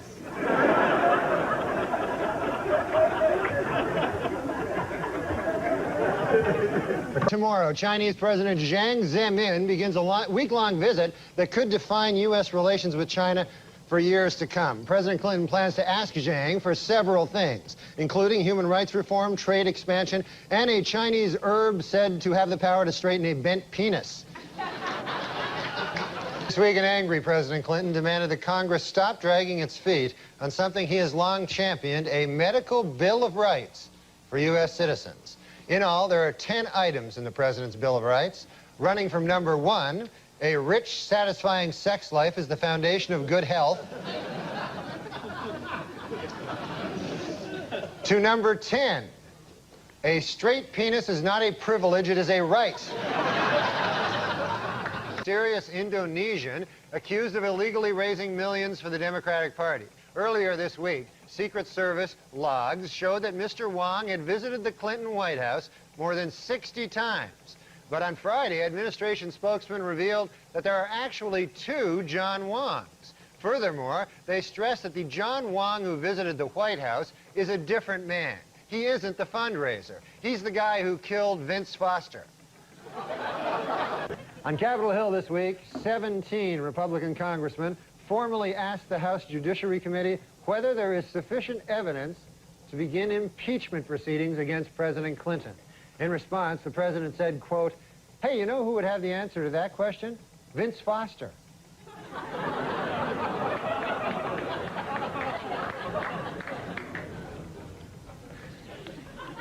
This weekend, veteran news anchorman David Brinkley apologized to Bill Clinton for an election night commentary in which he called the president, quote, boring and uncreative.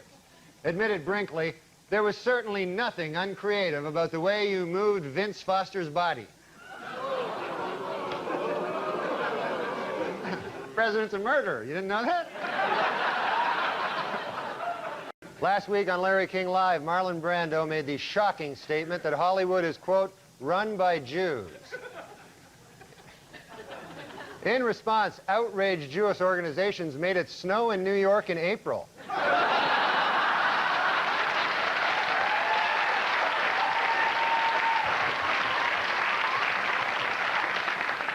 Well, earlier this week, actor Marlon Brando met with Jewish leaders to apologize for comments he made on Larry King Live.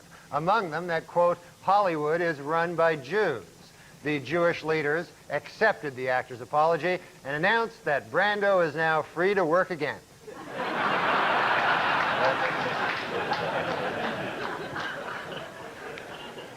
While in England, where he spoke at Oxford University, Simpson had defended actor Marlon Brando's criticism of Hollywood Jews.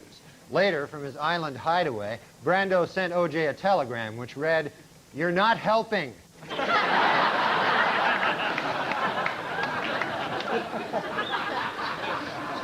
In Cincinnati, is Cincinnati Reds owner Marge Schott an anti-Semite? Well, it is beginning to look that way. According to a report out today, on the entire Cincinnati Reds team, there is not one Jewish player.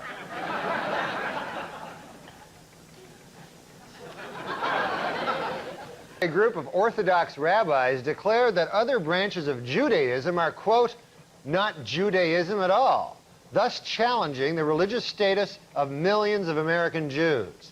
This week, that statement was rejected by Reform leader Rabbi Don Schonstein, who said, quote, our legitimacy as Jews flows from the richness of our Jewish lives, the strength of our Jewish communities, and most important of all, our deep and abiding belief in Jesus Christ. Finally, folks, next week, Jews everywhere will be celebrating the holiday of Yom Kippur, or as non-Jews refer to it, Wednesday. Here it is, ready? What's your favorite religious movie? I loved Passion of the Christ. Did you? Although I will say I thought it was very anti-Semitic, because every Jew looked like fucking Levitts. You know what I mean? They were all like, hook noses and stuff. So I could see the anti-Semitism. But what I liked was the incredible violence. But you know what was strange? Did they ask them, did you kill Jesus? No. I had a bar mitzvah, Norm. Yeah. You did? Yeah. Wait, are you Jewish? Yes. Get the fuck out of here. No, I'm kidding. I love the Jewish people. Yeah. No, I didn't know you had a bar mitzvah. Yeah. That's when you turn 13 and they cut part of your cock off. No. What is it again? No. You cut your own cock off. Wait, hold on. Are you in Jewish? front of all your grandparents and am I? Yeah, I am. What kind of bar mitzvah did you have? It was the most cutting edge. You know what I mean?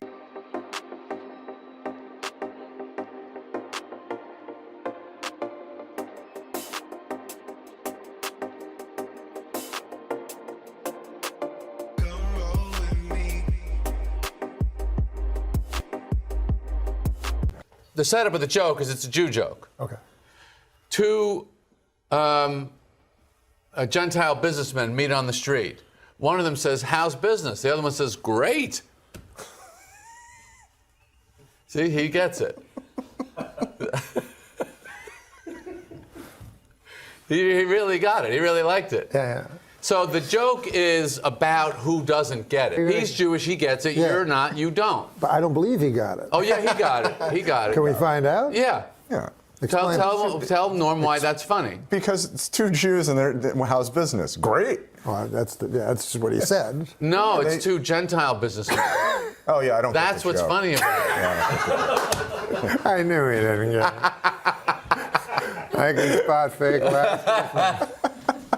It's the rules. It's how to capture a man's heart. And it's for women. And it says all these rules that you have to follow, and you will capture a man's heart. And the rule number one, have huge breasts. Yeah, that guy likes it. Yeah. Because apparently men love women with huge breasts. They do. They like that. That's what they say. Not this character over here, Andy.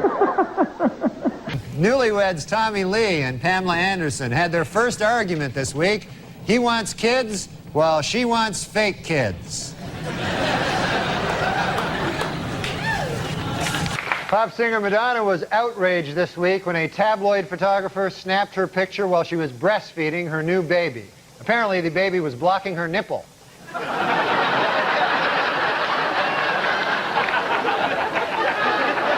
Connecticut legislatures are about to pass a law that would make it illegal to prohibit breastfeeding in public. Then, hopefully, these legislatures will also change the fascist law that the person being breastfed in public has to be a baby.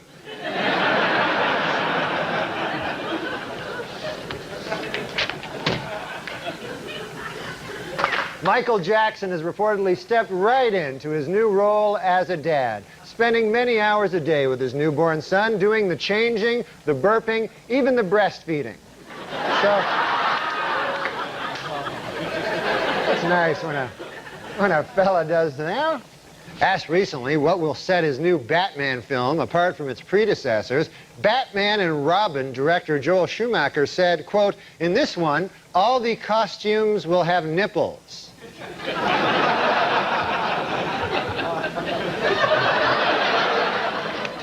Note to self, do not watch the next Batman and Robin.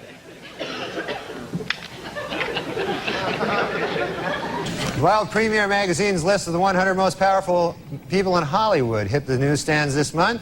In an odd bit of ranking, Demi Moore was ranked number 28, while her breasts were ranked 20 and 21. So, in an interview out this week, Demi Moore says she would like to have another baby, this time a boy, to go along with her 3 daughters and 2 huge breasts. Demi Moore is wrapped filming on G.I. Jane, in which she plays a Navy SEAL combat officer. Moore says that in contrast to other Hollywood portrayals of women in the military, her character will have giant breasts.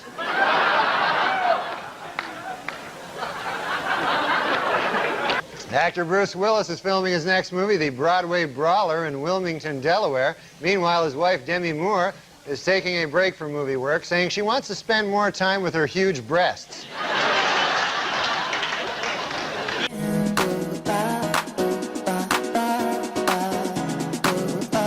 Connected to our senses.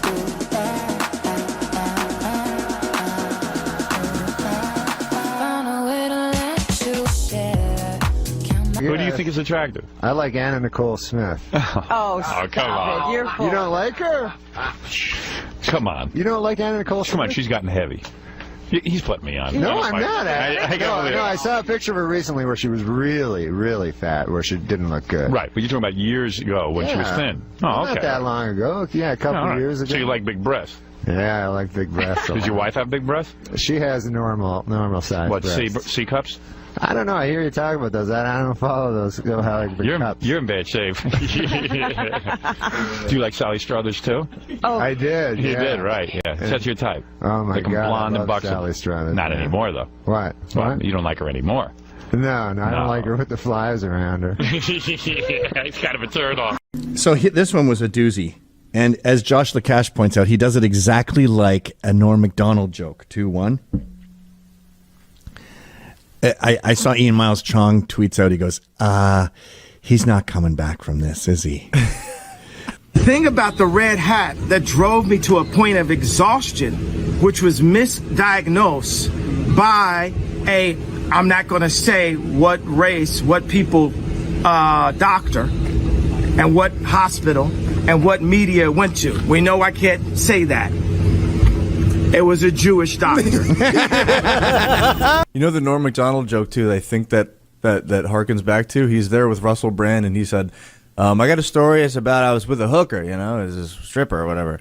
And I go back to her place, and she says, I have a boyfriend. I said, all right, well, let's not stay there. We'll go to a different place. Because her boyfriend is, well, I'm not going to say what color he was, but it's a terrifying color.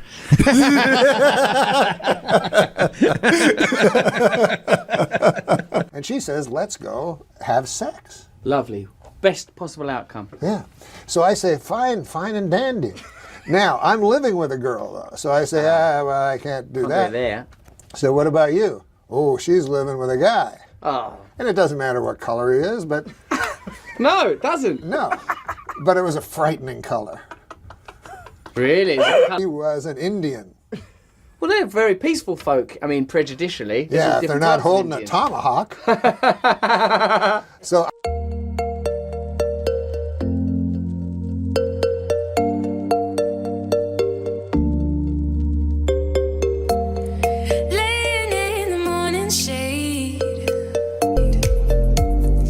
Now, people always wonder if God is a man or a woman or black or white or yellow, but I'm here to tell you that none of this silly stuff matters. He's a white guy, by the way. It's you. Let me suck your dick so I can get leukemia. They're doing a shot of Dara right now. Leukemia. How did Alan Thicke get into the leukemia bit? That's Michael Douglas. Because that's if you suck cock. But you get leukemia. Yeah, that was Michael Douglas. Wait, what? Magician David Copperfield has announced plans to open his own theme restaurant. The theme, I don't deserve my girlfriend. In one of the most amazing stories to come out of New York's blizzard of '96, supermodel Claudia Schiffer trudged over a mile through waist-high snow this week in order to make it to a photo session. Even more amazing, she sleeps with this guy.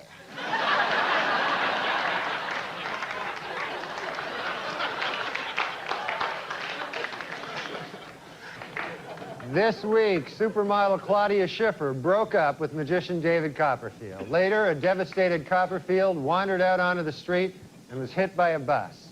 This, according to the current issue of Things I Wish Really Happened.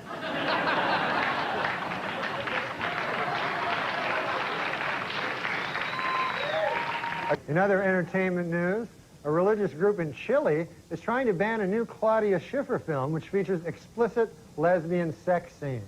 According to the group, sex between two women is an abomination before God, almost as blasphemous as sex between a woman and David Copperfield. I don't know which is worse, which is more of an abomination. Julia Roberts told reporters this week that her marriage to Lyle Lovett has been over for some time. The key moment, she said, came when she realized that she was Julia Roberts and that she was married to Lyle Lovett.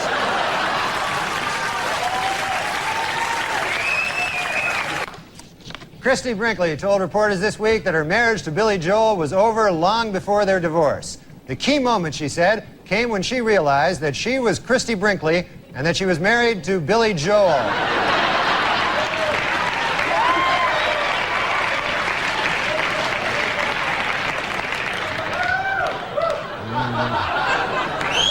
In a recent interview, Christy Brinkley suggested that football players should have special gloves connected to lights on their helmets. That way, when they catch the ball, you'll know who has possession. Read these and other interesting ideas in Christy's new book, I'm an Idiot.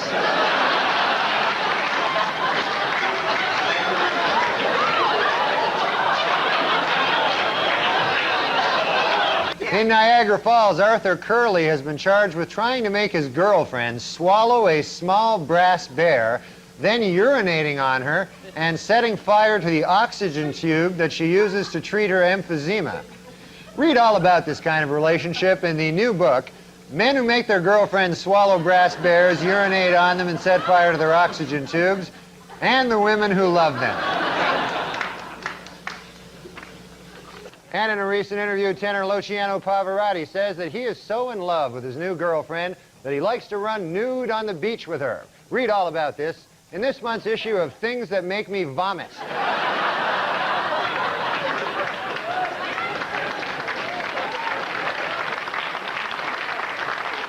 That picture makes me vomit as well. Finally, in entertainment news, there are rumors that actor Don Johnson is dating 71-year-old San Francisco socialite Denise Hale.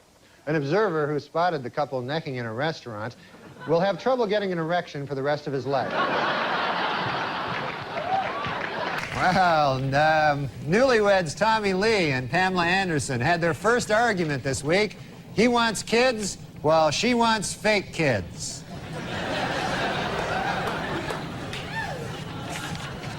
Only weeks away from parenthood, Pamela Lee Anderson and her husband, rocker Tommy Lee, are considering names for their new baby. If it's a girl, they'll name it after the mother and call it Pamela. And if it's a boy, they'll name it after the father and call it Lucky Bastard.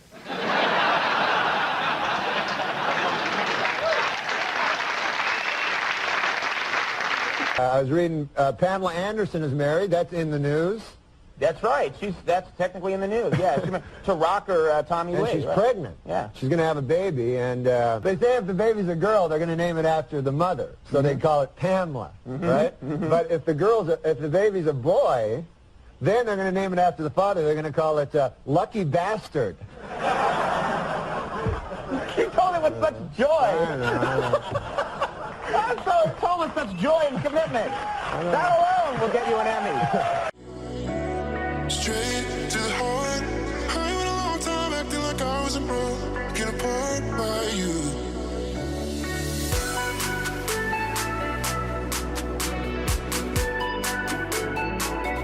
Action. Well, Mrs. Johnson. Oh my God, I think he broke my nose! Oh, Tommy, you know this is a movie, right? Oh, a movie! Yes! I forgot! Oh, I don't know what happened. I'm sorry there. Hey, amigo, no hard feelings, huh, buddy? Oh, man, I'm sorry, baby. You know, I just love you so much. You know, it just gets me crazy, you know? Hey! Hey!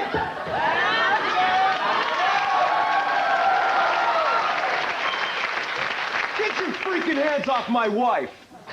Me and your wife, we were just acting, right? Tell him, honey. Honey? No! Yes,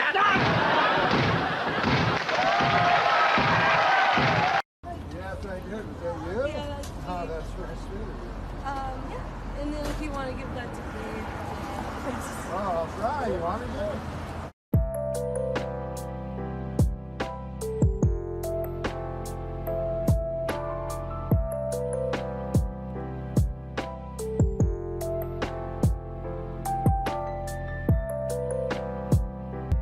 Hey, Norm MacDonald here in the Seattle at the Moore Theater. Everybody always wants to know what it's like backstage.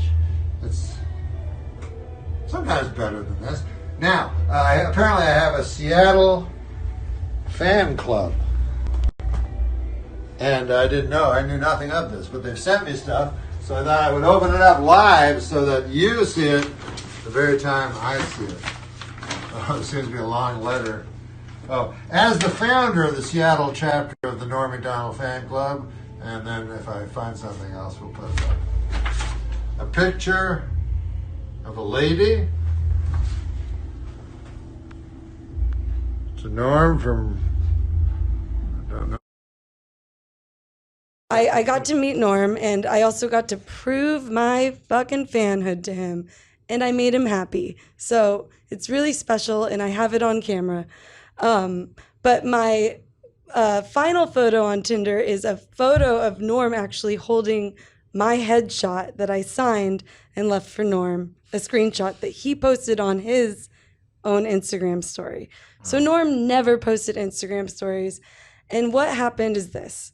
So I flew to LA one time, literally leaving letters at every comedy club I knew Norm frequented about my fan club and with little gifts. He never got them because when he made it to the Moore Theater, which I pulled every string I have in Seattle to get this damn gift for him in there, I designed a shirt for him and a shirt for his mom, a picture of them together with their favorite foods, a fudgesicle and a banana. It's really cute. And just to jump ahead, his mom actually wore the shirt in all the videos after that they ever made together. Oh. Why did God make only one Yogi Bear? Because when he tried to make a second one, he made a boo-boo. The search continues in the Indian Ocean for the Malaysian Airlines Flight 370 as they listen and try to follow the pings. These guys sound like me always listening for pings. The pings are my Chinese neighbors. Jim and Ellen Ping. Nice people, nice folks. Nice folks. Jim Ping? That is my neighbor. A nice fella. Nice guy? Led me his abacus I want to do yesterday. this. Jesus. Oh, come on. That's not a Chinese guy. I wasn't saying it was. That was kind of What are racist. you, Mickey Rooney? Hey. Hey, come on. I know he's dead, Have but a little Mickey Rooney respect. did a very racist thing, like you just did, in a movie called Breakfast at Tiffany's by the wonderful Truman Capote. I wasn't doing anything racist, and you know it. But go ahead. Yeah. You ever see any of the old chums up there in Canada? Did you ever go up to the old rural areas of Canada? I met a man there last time I was there that lived in the city, Cornwall, where Ryan Gosling hails. And well, it's a big city because of that now. Yeah. And so Big deal, yeah.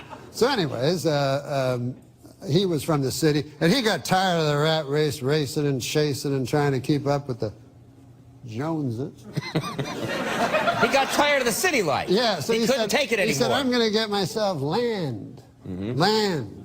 Man needs land. So he went to the country where we live. And the soil's not arable, it's rocky, hellish. But anyways, he liked it. Yeah. And so the first day there, the neighbor fella, Angus McGregor, comes over. I know Angus a long time. And Angus, the old fella, he says, what's your name? The guy says, Phil Henshaw. He said, you're from the city, I hear. Yes. He says, well, I just came over to say hello. God, the city fella says, isn't that something? All the years I was in the city, I never met my neighbor. I lived in an apartment, and I never met my neighbor. First day here on the farm, and here you are saying hello. Well, I'm saying more than hello, says Angus McGregor. I'm going to invite you to a welcome wagon party over at my farm. Well, the city fellow says, that's exactly what I was looking for. I guess I was looking for a sense of community as well as owning land. Yeah. So he says, what's the party going to be like? So Angus McGregor says, well, I won't lie to you. It gets pretty rowdy. A little drinking, a little fighting, a little fornicating. So the guy says, well, that's all right with me. What time do I show up? Angus says, it don't matter, just the two of us. Now... Right.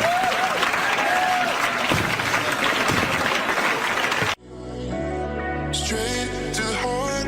I went a long time acting like I was a broken apart by you.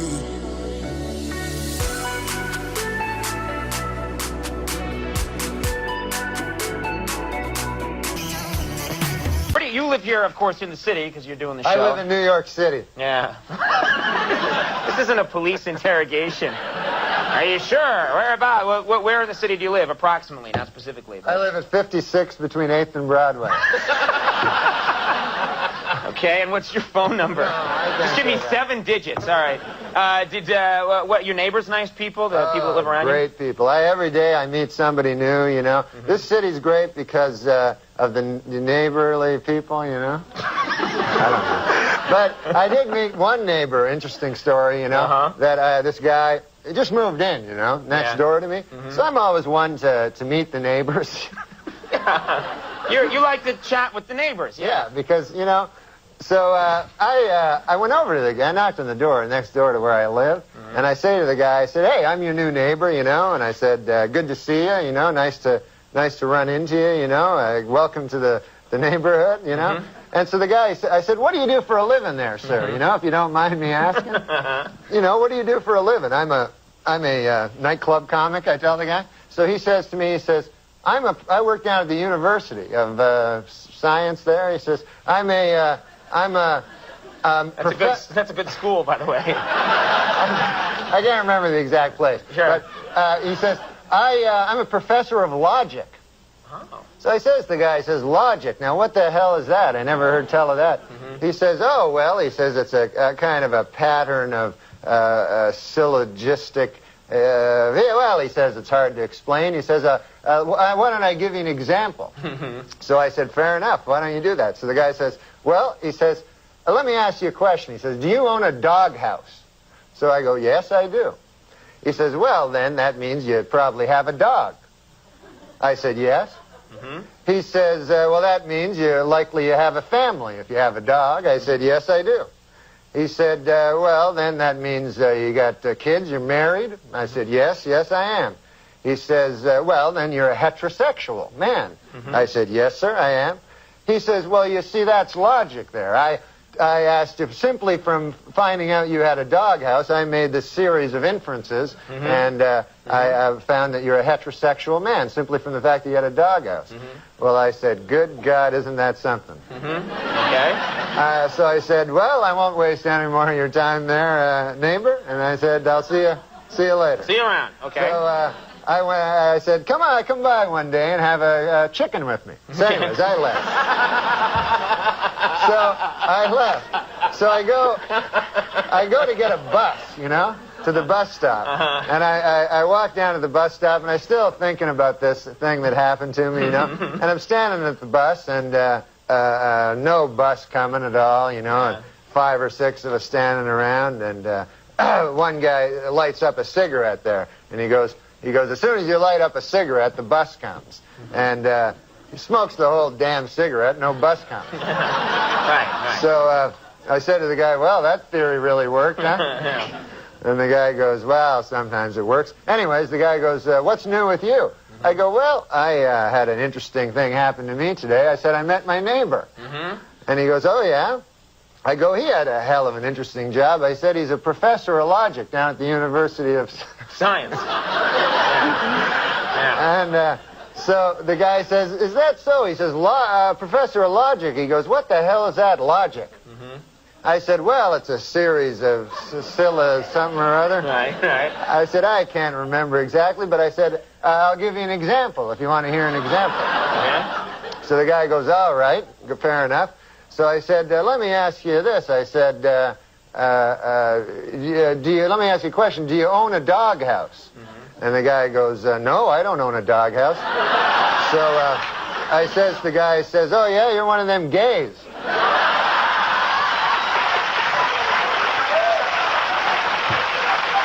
And it worked, right?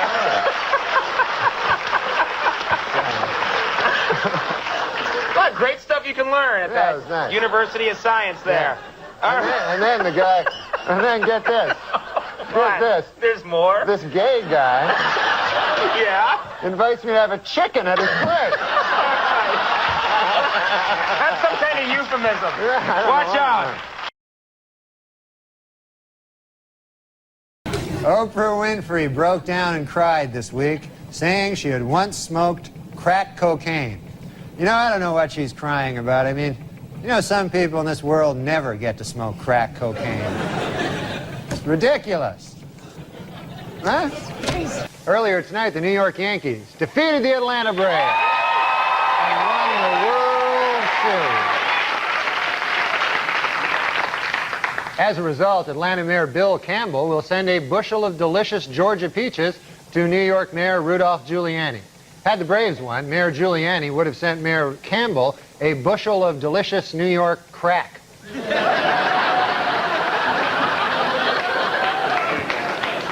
Earlier this week, the Food and Drug Administration gave approval to Nicorette chewing gum, an over-the-counter aid for those trying to quit smoking. Next, the agency will rule on another addiction-fighting product. The title of that one is, I Can't Believe It's Not Crack.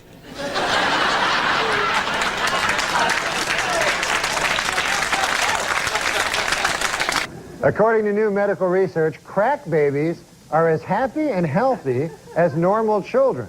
You know, that's amazing, you know, because I thought they'd be much happier with all that crack in their system, you know. It's crazy. And in the state of Washington, deaths from heroin hit record levels during 1995. Sorry, crack, it just wasn't your year. And finally, the Diamond Council of America advises that men spend 2 months' salary on an engagement ring, while the American Housing Company suggests that you spend 25% of your salary on rent. Interestingly, the U.S. Crack Association recommends that you spend all your salary on crack. At a press conference this week, Washington Mayor Marion Barry said he wants private businesses to provide 5,000 summer jobs for a district youth program. He also wants some crack.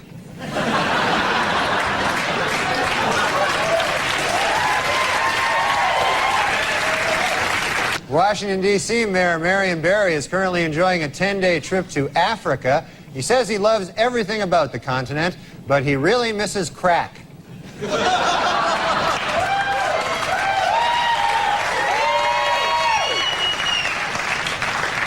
Meanwhile, Washington, D.C. Mayor Marion Barry attended the march and called it a beautiful display of unity and solidarity among African Americans. His only complaint, the complete absence of crack.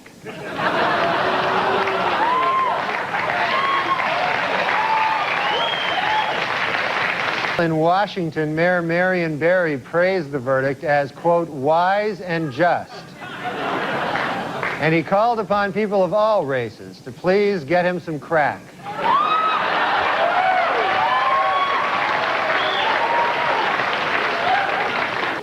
Washington, D.C. Mayor Marion Barry has prostate cancer, but the disease was detected early, and he expects a full recovery. Doctors say in no time, Barry will be up and around and smoking crack again.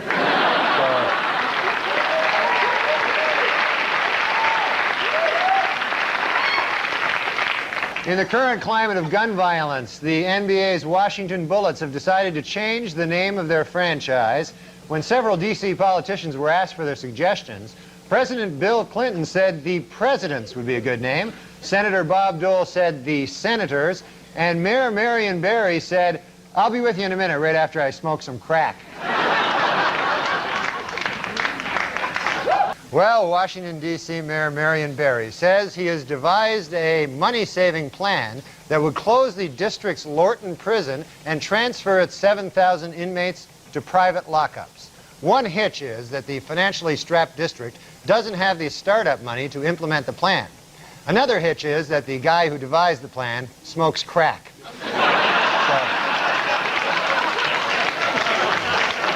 So, 2 hitches. Washington, D.C. Mayor Marion Barry is in hot water again, this time for bringing 54 government employees with him on a trip to a posh West Virginia resort. According to Barry, quote, that's how many guys it takes to keep me from smoking crack.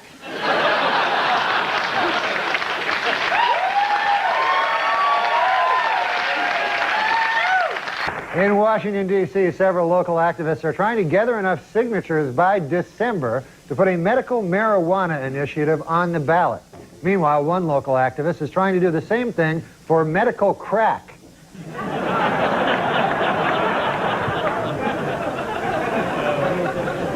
A new survey by the Washington Post reports that D.C. Mayor Marion Barry's popularity among city residents has dropped to its lowest point in 5 years. However, Mayor Barry insists he has no interest in polls, or for that matter, anything else that isn't crack. Yes. He really has no interest in it. How good are polls going to do it? Last Friday in Washington, D.C., the city's elementary school students pledged to stay drug-free as a gift to their moms on Mother's Day. Meanwhile, D.C. Mayor Marion Barry got his mom a great big box of chocolates. You were talking about going to the in the last segment. I understand you actually had to visit yourself. Yeah, the hospital. I went, what happened was on the show, on the Saturday Night Live show. Yeah, that show. Yeah, I know that show. I was on that, and Dennis Rodman was a guest. Dennis Rodman, right. And so we thought it'd be funny if he headbutted me, you know? Mm-hmm. So he headbutted me, but he did it really hard, you know? Do we have a, I think actually someone supplied the clip. This is your... Look, Dennis, I've had about enough of this. Now listen, if you plan to be here next fall doing book reviews, I expect to see a major attitude adjustment. You know, and while you're at it, a more conventional hairstyle and some clothes, for God's sakes. You're going to have to learn that there is such a thing as rules, Dennis Rodman. Rules. Do you understand that?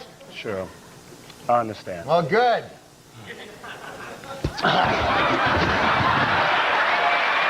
That's the way it is. Good night and have a good weekend. I went to the hospital. I went to I don't want to say the hospital, but I went to this hospital and to emergency, you know, and they're all like, they're the craziest guys in emergency, all like crack. Everybody's on crack. You know, every emergency is a guy on crack. Yeah. So I went in and they go like, hey, how much crack did you have? You know? And I go, I'm not on crack. And they go, what happened? I go, Dennis Rodman headbutted me. Straight to the heart. I went a long time acting like I was a broken apart by you.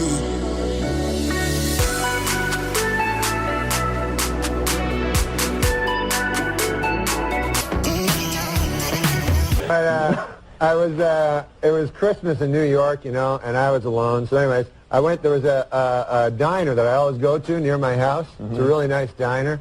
And so I went there, and there was this homeless bum there, you know. Just say a homeless guy. It's not politically correct to say bum. But I think you say homeless bum. No, I thought they didn't like to be called bums. Yeah, right. A homeless guy, yeah. Okay. Well, anyway, so, okay. There was I'm not going to let you get to this story. I'm just going to keep giving you a hard time about bums. You meet a bum, a hobo, a tramp. A tramp, yeah. He had a little stick with a thing on it. He was from the 1930s. Yeah, okay. And so he says to me, he says, can I get some money off you? And I don't like giving the homeless bums money. I'll tell you why. Because I figure they'll do the crack. Right? They'll do the crack. Yeah, okay. my mom says never give a homeless bums money because they'll go do the crack. You're great, Did right? Norm ever bring a joke to you or an idea that even you thought maybe went too far? Because he Norm? would really Norm, yeah. Oh, yeah, there's actually because he really would push the envelope, you know. There was with Norm. Even with me, like I'd occasionally, and you guys knew. Yeah, I know. You would tell me in Hollywood Minute, you'd say, "I dare you to do that." And I'm like, I can't. I don't want to. I got scared, but you're like, you're such a pussy. And I'm like, God damn that Hollywood. But when you were dealing with Norm, he would occasionally he would be in his Canadian geezer mode, and you couldn't get him out of it. He would just have to ride it out. You just have to go, okay, he's going to be doing I'm sorry, I don't quite. Oh, that right. I hear you, but I don't understand you, you know, and that kind of thing.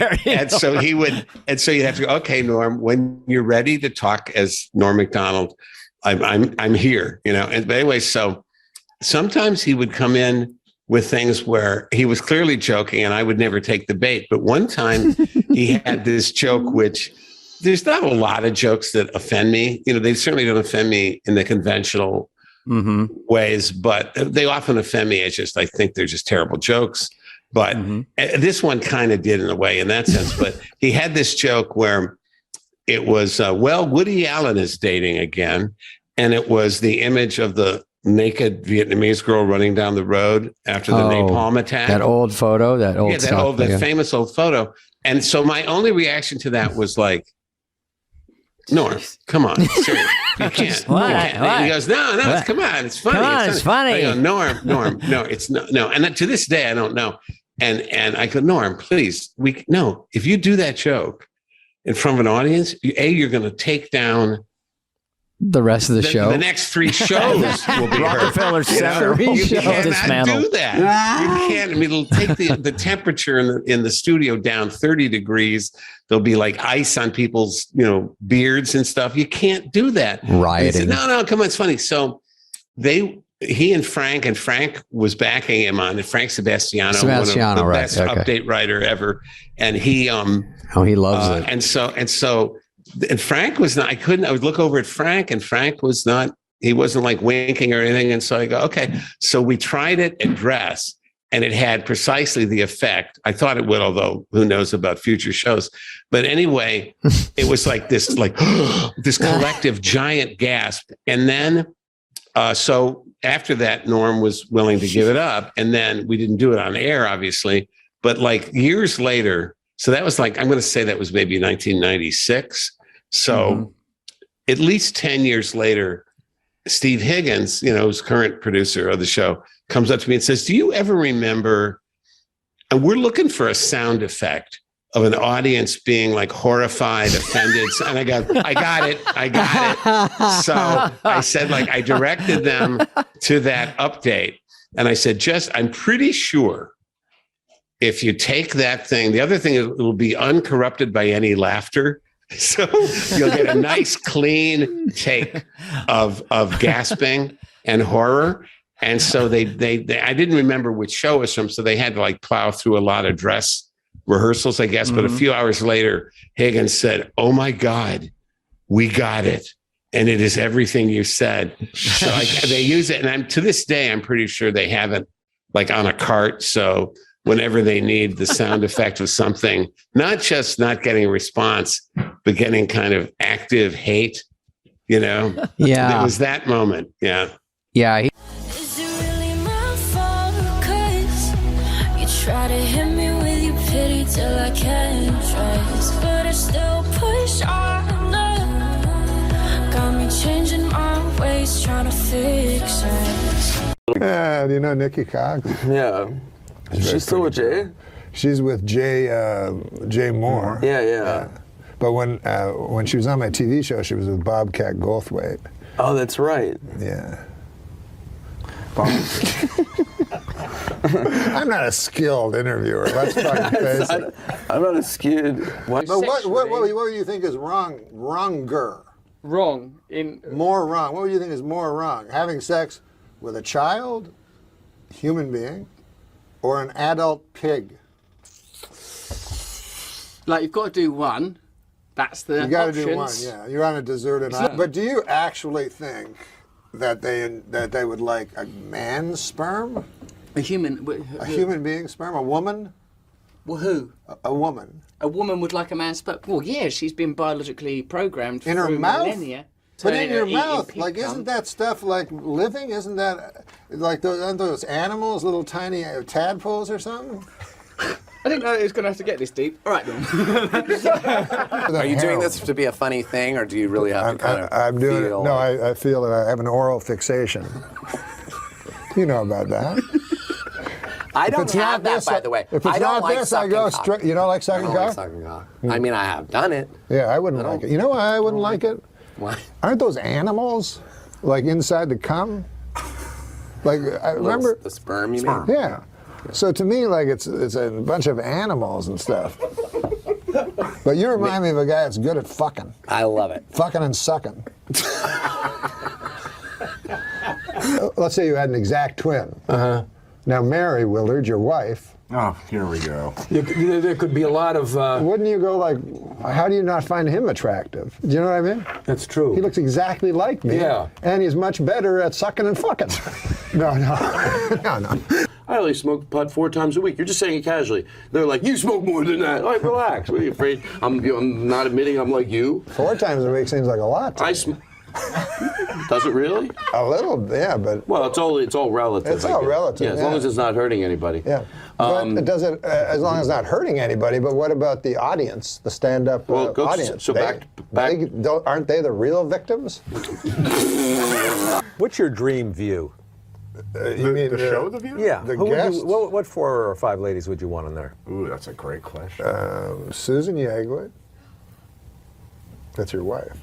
You didn't even recognize her name. It's your betrothed. Betrothed. I had moved up from San Diego. I was like, come, move up. And then I had no place to live. So I slept in my truck for like 3 nights. And I slept at the parking lot at the comedy store. And I had no money, and I was broke. Both? Yeah. You hungry? I go, yeah, bad lieutenant. Open your mouth. No, you didn't do. Like a baby bird. Yeah. Okay. So, yeah, and then he. So you said yeah. Yeah, I go yeah, and he took me Am I hungry? I'm broke and I have no money. What do you think? I'm hungry. I'm hungry. Plus, I want some food. Do you feel you have white privilege?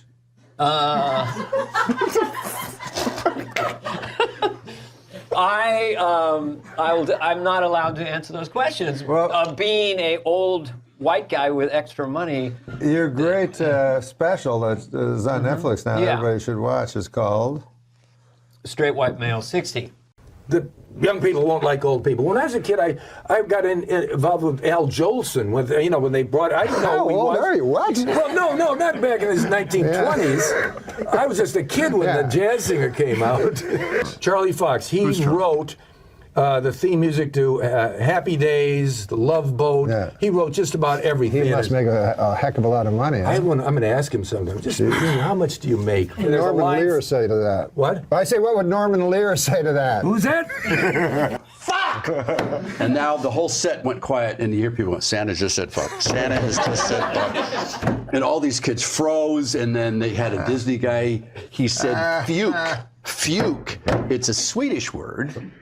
Means take a break. We're supposed to take a break. And so he thought when you said take a break, that I would go, speaking of taking a break.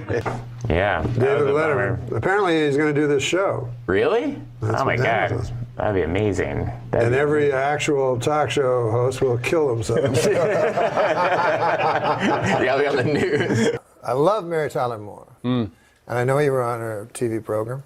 And then when she was your guest, there was this incredible chemistry. And was there ever anything romantic with her? I mean, she must have been very desirable to you. You ever lay down on top of her, I guess. I don't know. Now wait a minute. You bring up a good point, Norm. The first one of the day. Now you have a show for 33 years. Every day. You do that every day. Yeah. And then, so the show ends, and then that night, what do you think? You think about tomorrow's show? No, it's funny because, as you must know, the human neuromuscular skeletal system is easily programmed, and after 2 or 3. Sure, I knew that.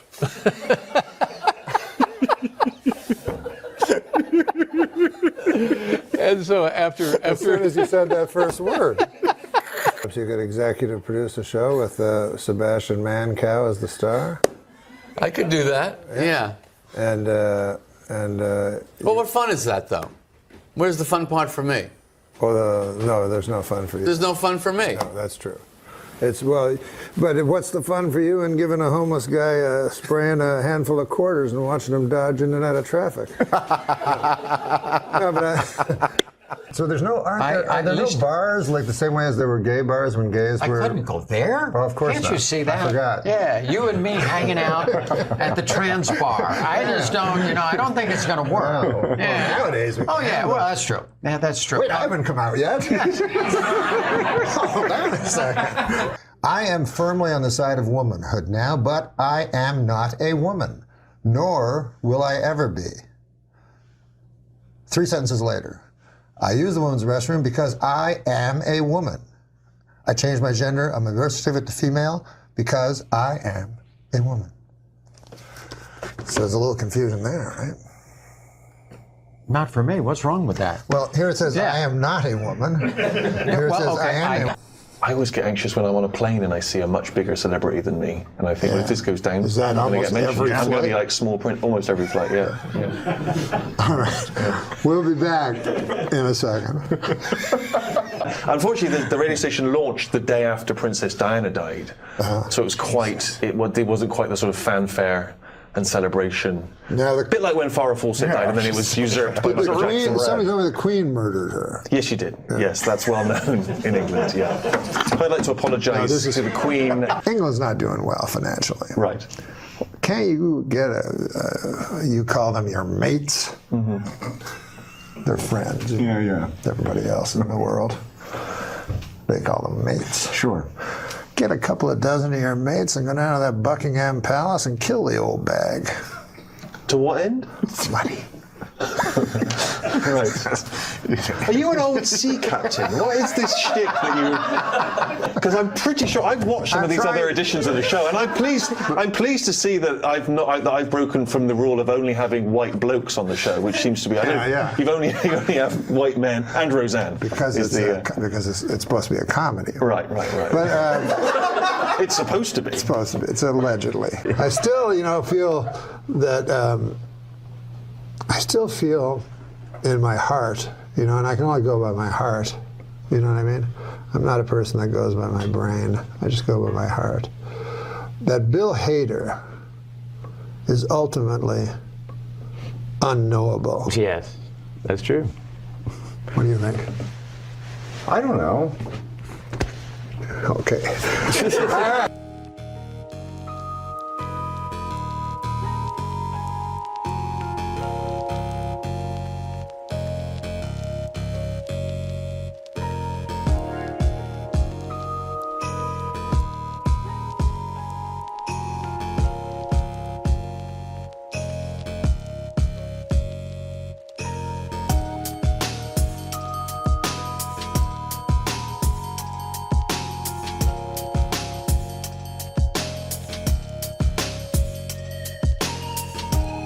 Norm fucks with people. First of all, when I say I love you, like that's the truth. Like, you know, being around you, your energy, it's fun. Yeah. But I had to learn a little bit.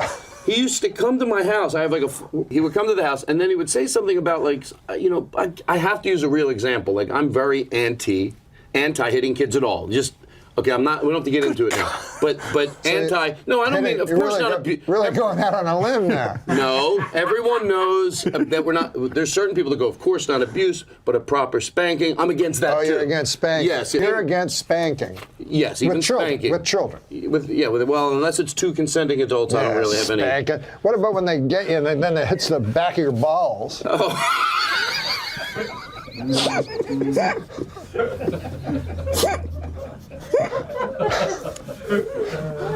That's just all great timing because I don't know what you meant. Because you would come there and I said something about it and you went off how it's all right and you, for like 45 minutes, we're like, Norm, he goes, well, you know, kids, you know, and I'm like, so then he goes, I'm just kidding. Then he goes off on an hour dissertation that was so articulate and so eloquent that it was said what I felt better than I could say it. So he was just fucking with everybody for 45 minutes. You think that'll never happen again? And it did. A month later, something came up in politics. You just throw stuff out there, and then you go, nah, and then you get everyone worked up. I'm a provocateur. You know, with politics, it's like, yeah, I don't like to get into it that much anymore. Yeah, let's not get into this shit, man. Okay, buddy. Because it's getting. I can see people not laughing now. No, I mean, but you know, laughter. But you know, I know that you've gotten into a little bit of flack around it. But you're flack around what? Around politics. What do you mean? Well, just say, you know, you've said things that people have reacted to, but you're not like a political comic. I'm not political. I've only said things on purpose to provoke people. Right. Once in a while. You like doing that, though. Once in a while. Yeah. But I've never. But I've never. Because I don't know enough. And because I don't respect political humor when it's nothing but gossip. Did you see Django Unchained? Yeah, I did. Okay. You remember when Leonardo DiCaprio and the boys were sitting around watching the slaves fight to death? Yeah, awful. Yeah, awful. But isn't that what boxing is? No. You and your rich friends, you go to Vegas, you say, bring up those poor black people from the ghetto. In the ghetto. I don't think that's the requirement. And a mother cry. I don't think that's the requirement. What's not a requirement? You have to be African American. But you have to be poor. Okay. Well. It just so happens, I think. Maybe because that's a way out for kids. Yeah. Yeah. But do you think it's cool that rich people pay money to watch two poor people fight to the death? Well, if they're good, they won't be poor anymore. Mayweather was one of the top paid athletes last year. Yeah. Yeah. And he lost it all on the Jaguars.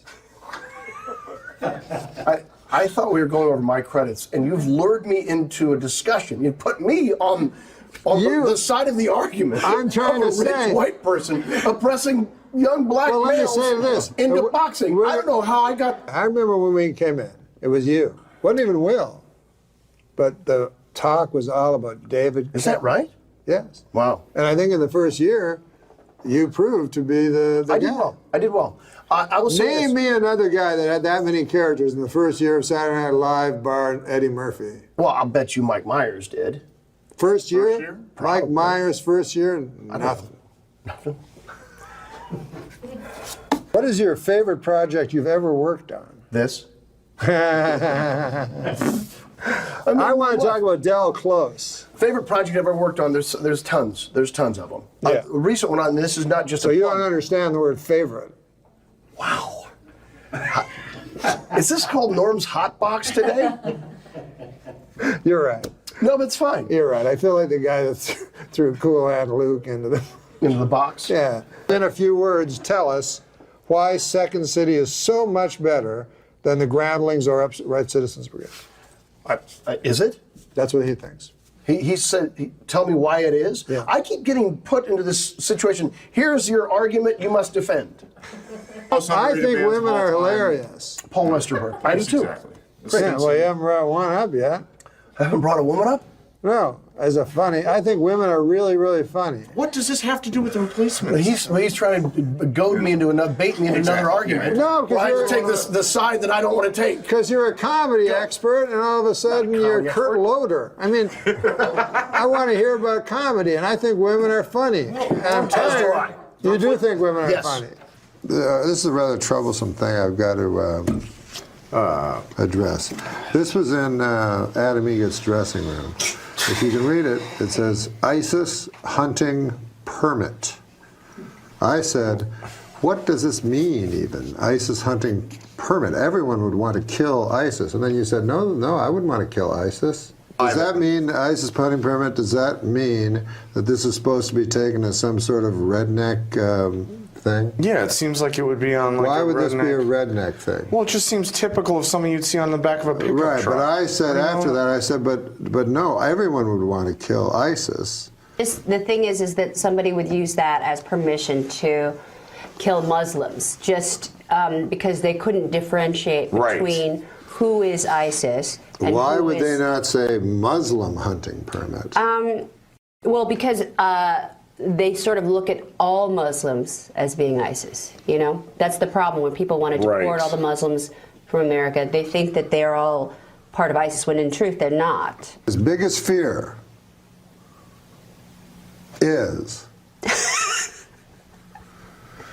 that ISIS or some terrorist group like that will get a hold of a dirty bomb and explode it over a major city within the United States and kill tens of millions of people. Because then the blowback against innocent Muslims would be absolutely terrible. Were you surprised by Brexit? I was surprised by Brexit. You Thank were, you for huh? asking. Yes, I wasn't surprised. You saw it coming? It took me a long time to understand what it stood for. Do you know? Yeah, I don't remember. To you. I'll whisper. Good God. I'm whispering. No, all right, I'm listening. I'm trying to listen. Okay.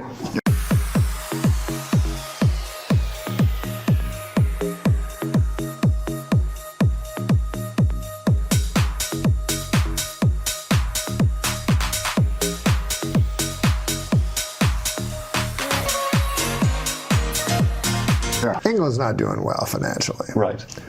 Can't you get you call them your mates? They're friends. Yeah. Everybody else in the world, they call them mates. Sure. Get a couple of dozen of your mates and go down to that Buckingham Palace and kill the old bag. To what end? Money. Right. Are you an old sea captain? What is this shtick that you? Because I'm pretty sure I've watched some of these other editions of the show, and I'm pleased to see that I've broken from the rule of only having white blokes on the show, which seems to be you only have white men and Roseanne because it's supposed to be a comedy. Right. But it's supposed to be. It's supposed to be. It's alleged. Well, this is not a movie, but you asked me what I like to. Every morning I watch the British Office. Oh, British Office is great. I mean, do you like the American version too, or maybe if I hadn't seen the British one? That's the trouble. It's like the full Monty. It's so smart and funny. Yeah. And then we have a tendency to junk it up, dumb it down. Yeah, but see, there's a couple differences. One, I mean, Steve Carell I think is great. He's fun. Yeah. His character is just interesting, and the whole fact that it's like in middle of nowhere, Pennsylvania, is funny to me for some reason. And then the other character, I mean, the whole thing between the receptionist receptionist, and the other guy, Jim, is interesting. And the guy who, for me, makes the show even more than Steve Carell is what's his name, who was in 6 Feet Under, who plays the weird guy. Oh, yeah. But have you seen The British Office? Yeah, I have. I think I think it's the same concept, just a different show. I think here's the fundamental difference. I think that doesn't make the American one work. Where do you see that? It's on BBC America. Faulty Towers is on there. All these great things. Yeah, but in the British Office, the idea was that a documentary crew came to this paper company, and the David Brent, the boss, had illusions that he was a entertainer. He was a star, right? And so he was giddy when this and he was trying to use it to showcase his talents. Right. In the American Office, that's not true. Steve Carell is not funny. You know, but I mean, he's funny. He thinks he's hilarious, and he thinks he's like everybody loves him, and he's this great cut up in the office. But the difference is that Ricky Gervais actually is funny. You know what I mean? Yeah. So when you're watching The British Office, you're going, well, I would be laughing at Ricky Gervais, you know, even though nobody else is. Right, you'd just be annoyed by, like, the Steve Carell guy. Exactly. Yeah. Right. All right, thanks, David. Do we want to get into it? Is this interesting or is it just boring? It's very interesting. People love The Office. Sure. You know, my favorite moment in The Office is? Yeah. When David Brent says Gareth, has cars and does karate, and then does them in opposite. Yeah. He says, talk about it, and he starts talking about his karate, and he does the car, and then he has to change. I'm scared of letting go, go. I'm scared of letting go, go. I'm scared of letting go, go. I'm scared of letting go of everything, and I'm scared of letting go. Now, in The Office, you do a joke about George Michael's in the first Office. I don't remember the specifics of that joke. I'd like to apologise to George Michael. Oh yeah, in the who, bathroom, and then he's a wonderful musician. Yeah, what's his latest release? It was running down the wall of the bathroom. Yeah. Right. All right, is Norm back? No, he went to the bathroom. We finally get hold of Norm. Maybe he's in Minneapolis.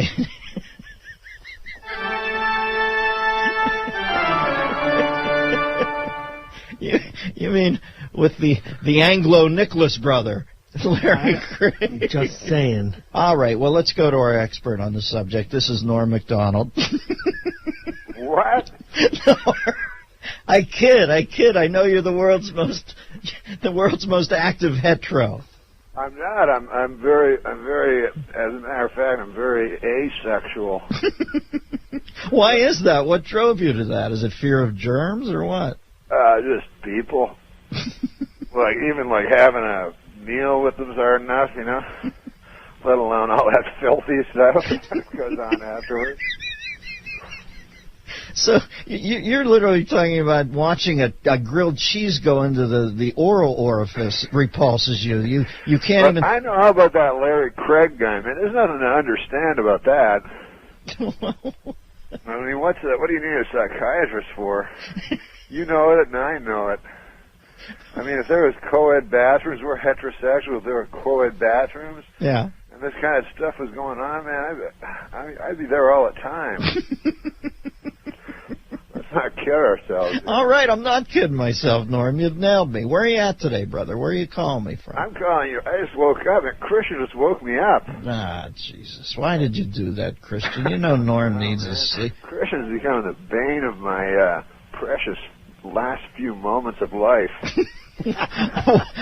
What don't we know, my friend? What have you got the Epstein bar or what? I just mean in the sense that we all only have a precious few moments of life left. I was talking in the broader. No. But listen, you know what I think about that Senator Craig thing now, is that what I want to know is those codes, man, because, you know, there's these things that happen in life that I think I'm kind of cynical, you know? Yes. And then they happen, and I go, man, I didn't know that existed in life, you know? Mm-hmm. And one was the pit bull thing. Sure. Who would have thought that people were that monstrous? I agree with you. Right. But when I talk to people, they go, oh, yeah, that happens. Like, I knew about that, you know? And I go, you did? Like, I never knew that. But not that I compare the two. But I had no idea there was this bathroom thing going on that was so, you know, it wasn't just a small thing because they had a sting operation, they had a code, you know. In the Minneapolis airport, the bathroom was apparently famous. It's the Tigris and Euphrates of the code tapping. Exactly. So for you or me, we would just be I can't speak for you, but for me, you would just be a place we quickly run in, you know.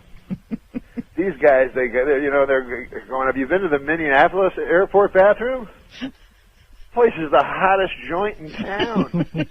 Talk about your mind-blowing sex.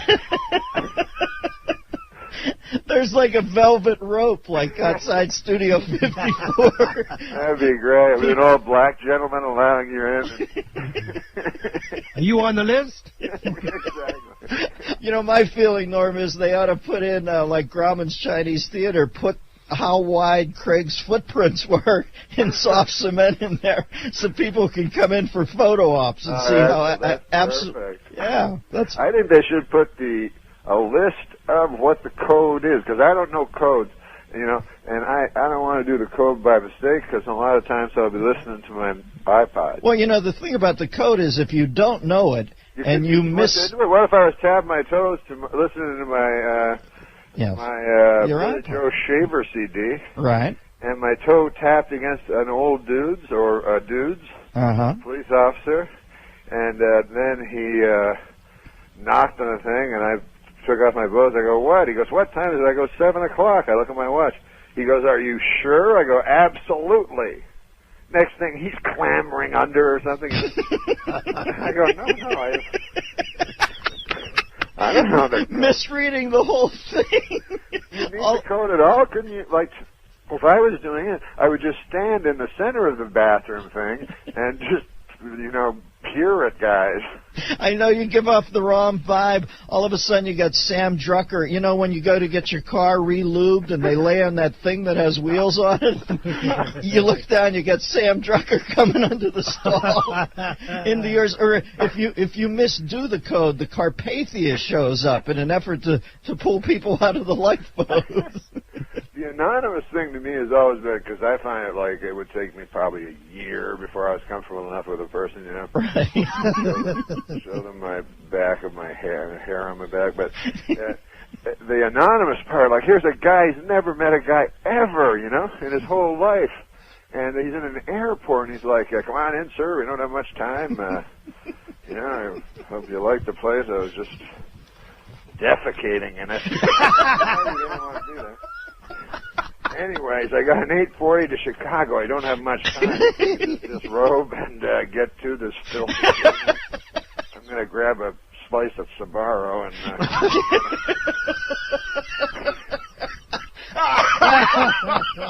All right, Norman, I got a rock, baby. I'm up against a hard break, as was Larry Craig. This is the Dennis Miller Show.